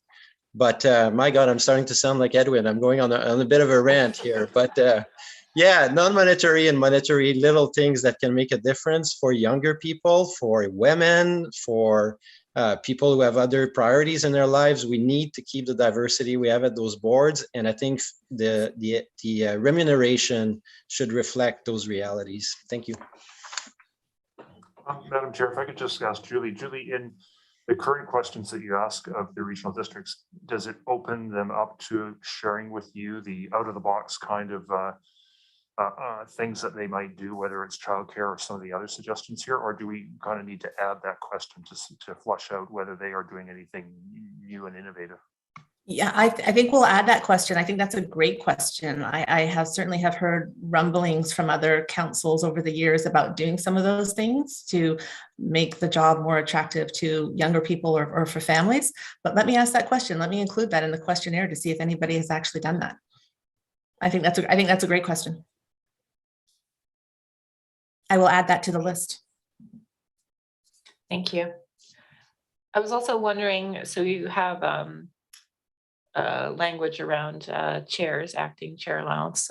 Does that include information on vice chairs? I can add that for vice chairs as well. I Yes, think not everybody has a vice chair, but I can add it in there for sure. We'll see which ones do. Great, thank you. Director Morin. Thank you, Chair. I just wanted to lend my support to Director Arbor's comments. I think if we truly want to encourage people to serve in this way, we do need to look at those, as CAO Dyson said, out of the box ways of accommodating folks.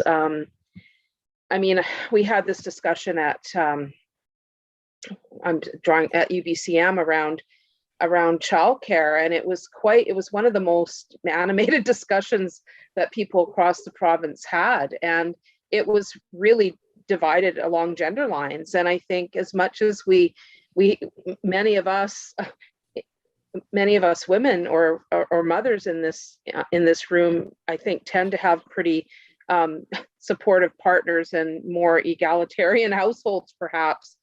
We're still not seeing what we'd like to see in terms of recognition that we still have gender roles, and that it's more difficult for women in particular, and obviously people of color and other minority folks to and obviously people with lower income just running for office, as we know. I mean, many of us come in here in debt because of our campaign. So the first half of what we earned is going back into the bank to cover that. So I think all those things do need to be considered in order to have the diversity that we need to represent all of our community. I know that there's one councillor on the mainland who, on the city of Vancouver, who talks about how she is the only renter on that entire council, and there's 20 something people. So she's the only person who doesn't own a home, and as we know, owning a home in Vancouver means that you're probably fairly well off unless you bought it 50 years ago. So I think having diversity is important, and I just wanted to really support Director Arbor in those points. Thank you. Thank you. Director McCullough. Thanks. Yeah, I very much agree with all that's been said already on this topic, but I just wanted to chime in with a couple other comments. One is maybe some interest in receiving the comparables for our closest neighbors. Maybe if they do appear outliers compared to the grouping that we already have, perhaps that they don't get included in the calculation that comes out. But I do think it is important for us to understand where our neighboring electeds that have similar housing costs and similar time commitments, whether or not we're in line with them, especially given that we share two boards with directors and Count Board. I think it could be useful in our decision-making process. So I would support receiving that in some way. And then the other question I had was just that we're asking about full-time, part-time status of chair and directors. And I'm curious how that information would be received or even defined. If someone were to ask me that about this particular board, I honestly wouldn't know what the answer is. So I'm just wondering if you can expand on how we would take that into account. Yeah, it's just something where is the chair considered is it considered a full-time job in your regional district? So I mean, the answer for the directors would probably be a part-time job for sure. I'm not really aware of any local governments where the council would be considered a full-time job, or but some local governments consider the chair or the mayor a full-time position. And so that's defined in some way, or? Yeah, they would define it that way. Okay, Yeah. Thanks for that. Director Grieve. Yeah, thanks. I mean, I won't call it a job. This endeavor can be as time consuming as you want it to be or not. So when you say a director is not a full-time job, when you represent 9,000 people, it could be a full-time job. Yeah. I know some directors in the Fraser Valley in Chilliwack. Maybe it's changed by now, but I know that they would not vote themselves a raise for like 25 years. They were making $7,000 a year or whatever. And I know that that this is not the job it was when I first got elected in 2008. There's much more reading, much more work, much more deliberation than there ever was before. So, you know, I'm amazed that the province of BC, after creating us as children of the province, stepped away like this. I got a complainant coming in here about, speaking of which, he's probably didn't get his snow plowed or something anyway. But no, He's probably complaining about your high salary. Has there been any, case in point, folks, has there been any movement in the province to look at a minimum wage for elected officials? That's my question.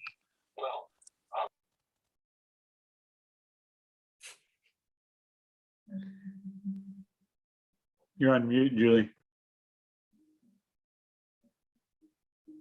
Julie, did you get that question? I didn't touch anything, I swear. I don't know how I ended up on mute. I'm not aware of any direction from the province to get involved in setting the wages for elected officials in local governments. Okay, thank you. All right, I don't see any further hands. I think we've given all the feedback we can on this item. So thanks so much, Julie. We look forward to hearing from you again. Did you hear me? I can hear you now, yes. Can you hear me? Yes. No? Yes. You probably can't hear me. All right, is that better?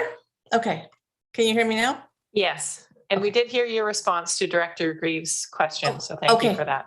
Okay, sorry. Yeah, so I was just saying that there's no further hands up and that we appreciate you receiving our feedback on the survey, and we look forward to hearing from you again. May I just get some clarification? There was a comment made about adding, I think, was it Strathcona and Nanaimo? Is that something you want me to do? Was that a decision? Do we need a vote for that? I think there various matters of feedback have been provided to Julie that she has adopted. It's just that one outstanding one, whether you wish her to do those two areas. That Okay, is there anyone opposed to adding Nanaimo and Regional District and Strathcona Regional District to the report, but not necessarily as a included in the averaging?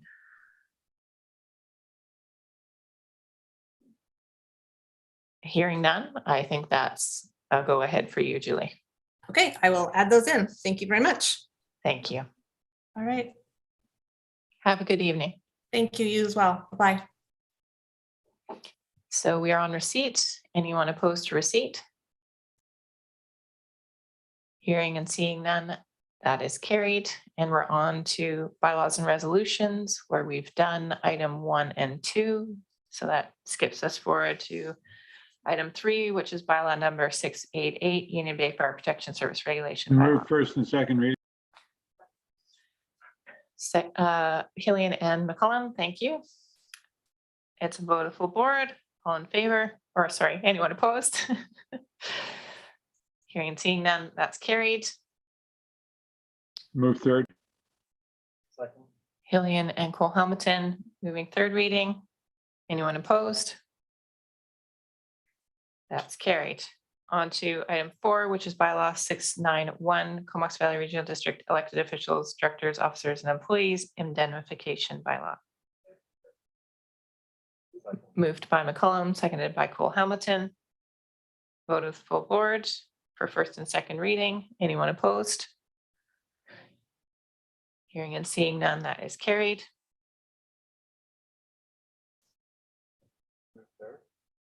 Cole Hamilton moved third reading, seconded by McCollum. Anyone opposed? And that is carried. We're on to item 5, bylaw number 693, the electoral areas parks regulation bylaw. Person seconded, moved by McCollum and seconded by Cole Hamilton. Anyone opposed? Hearing and seeing none, that is carried. Who wants to move third? McCollum and Cole Hamilton, thank you. Anyone opposed?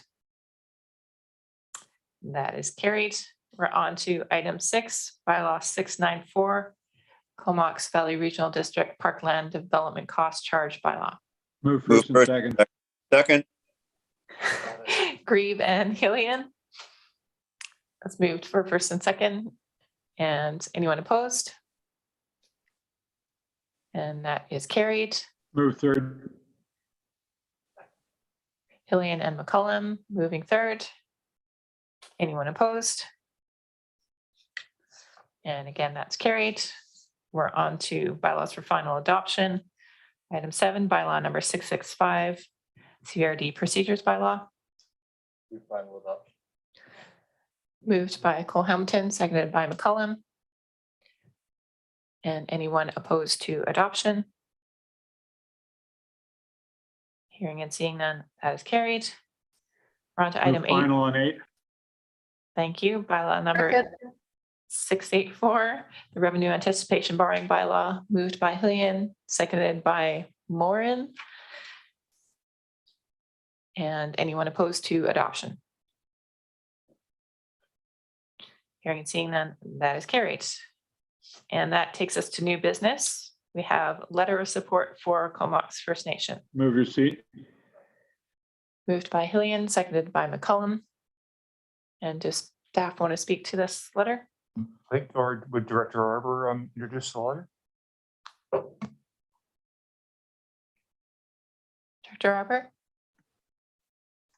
Well, if people have questions or comments about the initiative, I'd be happy to answer it. Otherwise, I think the proposed letter is as comprehensive as I could make it.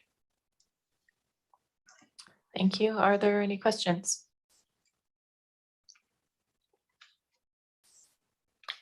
Okay, I don't see any. So it's been first and seconded. It's a vote of the full board. Anyone opposed? Hearing and seeing none, that's carried. And there's a Move the requested- recommendation. Second. Hillian and Cole Hamilton moving the requested action. And it's a vote of the full board. Anyone opposed? And that is carried. Thank you. And we will move in camera. Madam Chair, Oh, go ahead. Madam Chair, Yes. if I may bring something up under new business, it's a late breaking item. Okay. Thank you very much. I just received correspondence from TELUS. Sorry, can we know what it is and then we can get a second for it? Okay, it's regarding fiber optic connections to Piercy Road, parts of Dove Creek, and Forbidden Plateau Road. Enthusiastically second. Okay, thank you. Go ahead. Thank you very much. I recently was in correspondence with Shay Draper, who is the General Manager of Customer Services Solutions, working for BC Tel. And they are proposing to bring forward a request for funding from the Connect BC program to service 670 premises along the Piercy Road, Plateau Road, and parts of Dove Creek corridor. There's a map that I think we can bring up right now, maybe, of the affected area. The staff's just working on that. So you see the area right there. And the proposal is to is for them to put forward to the province an application for co-funding of direct fiber optic communication connection right to the dwellings, as I say, 670 plus units in that area. Now, there's a bit of a time restraint because some of you know that my email had been hacked, and I lost my email for about almost 3 weeks. So I'm a little late in bringing this up, but I would ask that that the board support the chair writing a letter from the board supporting the application to the Connect BC program for this endeavor, and that we get it put off and sent off as soon as possible. Tomorrow would be preferable. So I'm asking that the board support this, and I think it's a wonderful thing. As you know, this area has been very underserviced for a long time, and there is some opposition to wireless servicing for this. And you have to realize as well that the TELUS Mobility is a separate entity from TELUS Telephone. So this is a separate initiative from what we've been experiencing with the cell tower debate. Madam Chair, could I just ask Director Grieve if he thinks it would be still get the same mileage if the board's resolution were to emphasize the importance of providing high-speed connectivity or something general, as opposed to endorsing an application for one specific provider that we have not yet seen. So it's meant to accomplish the same thing, right? But just not get ourselves into trouble. That's fair. I do think that all the usual platitudes have to be rolled out about it being so important for education, important for business, important for recreation and everything else. So I do think that if we can craft something that would be aimed at the decision makers in Victoria to present it in the best possible light. Thank you. Okay. Is there any further discussion? I have my hand raised. Go ahead, Director Arbor. Yeah, so when Dr. Grieve mentioned that today, I think that is a pretty amazing opportunity, potentially, just as our CEO said. So the pot of funding that the would be applying for is the pot of funding that Denman and Hornby successfully drew from recently, as you'll be aware, to bring fiber optic to every home. So it's a very legitimate opportunity. There's a lot of subscription for for those types of funding right now, both federally and provincially. So hopefully TELUS has been working on a competitive application. And it being such a late date, as Director Grieve said, our letter is due tomorrow. I think the caution of our CEO is really good. And I would add one request. And there is just one call maybe that I would recommend that we make. And there's just a quick call to SRD and David Leach to see if there's any potential around that area for another provider. And if not, I think that we should almost unmitigated support this application by TELUS. Amazing news at the last second, as Director Grieve said, and my full support for writing a CVRD endorsed letter.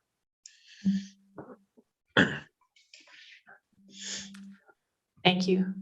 Any further discussion before we call on receipt?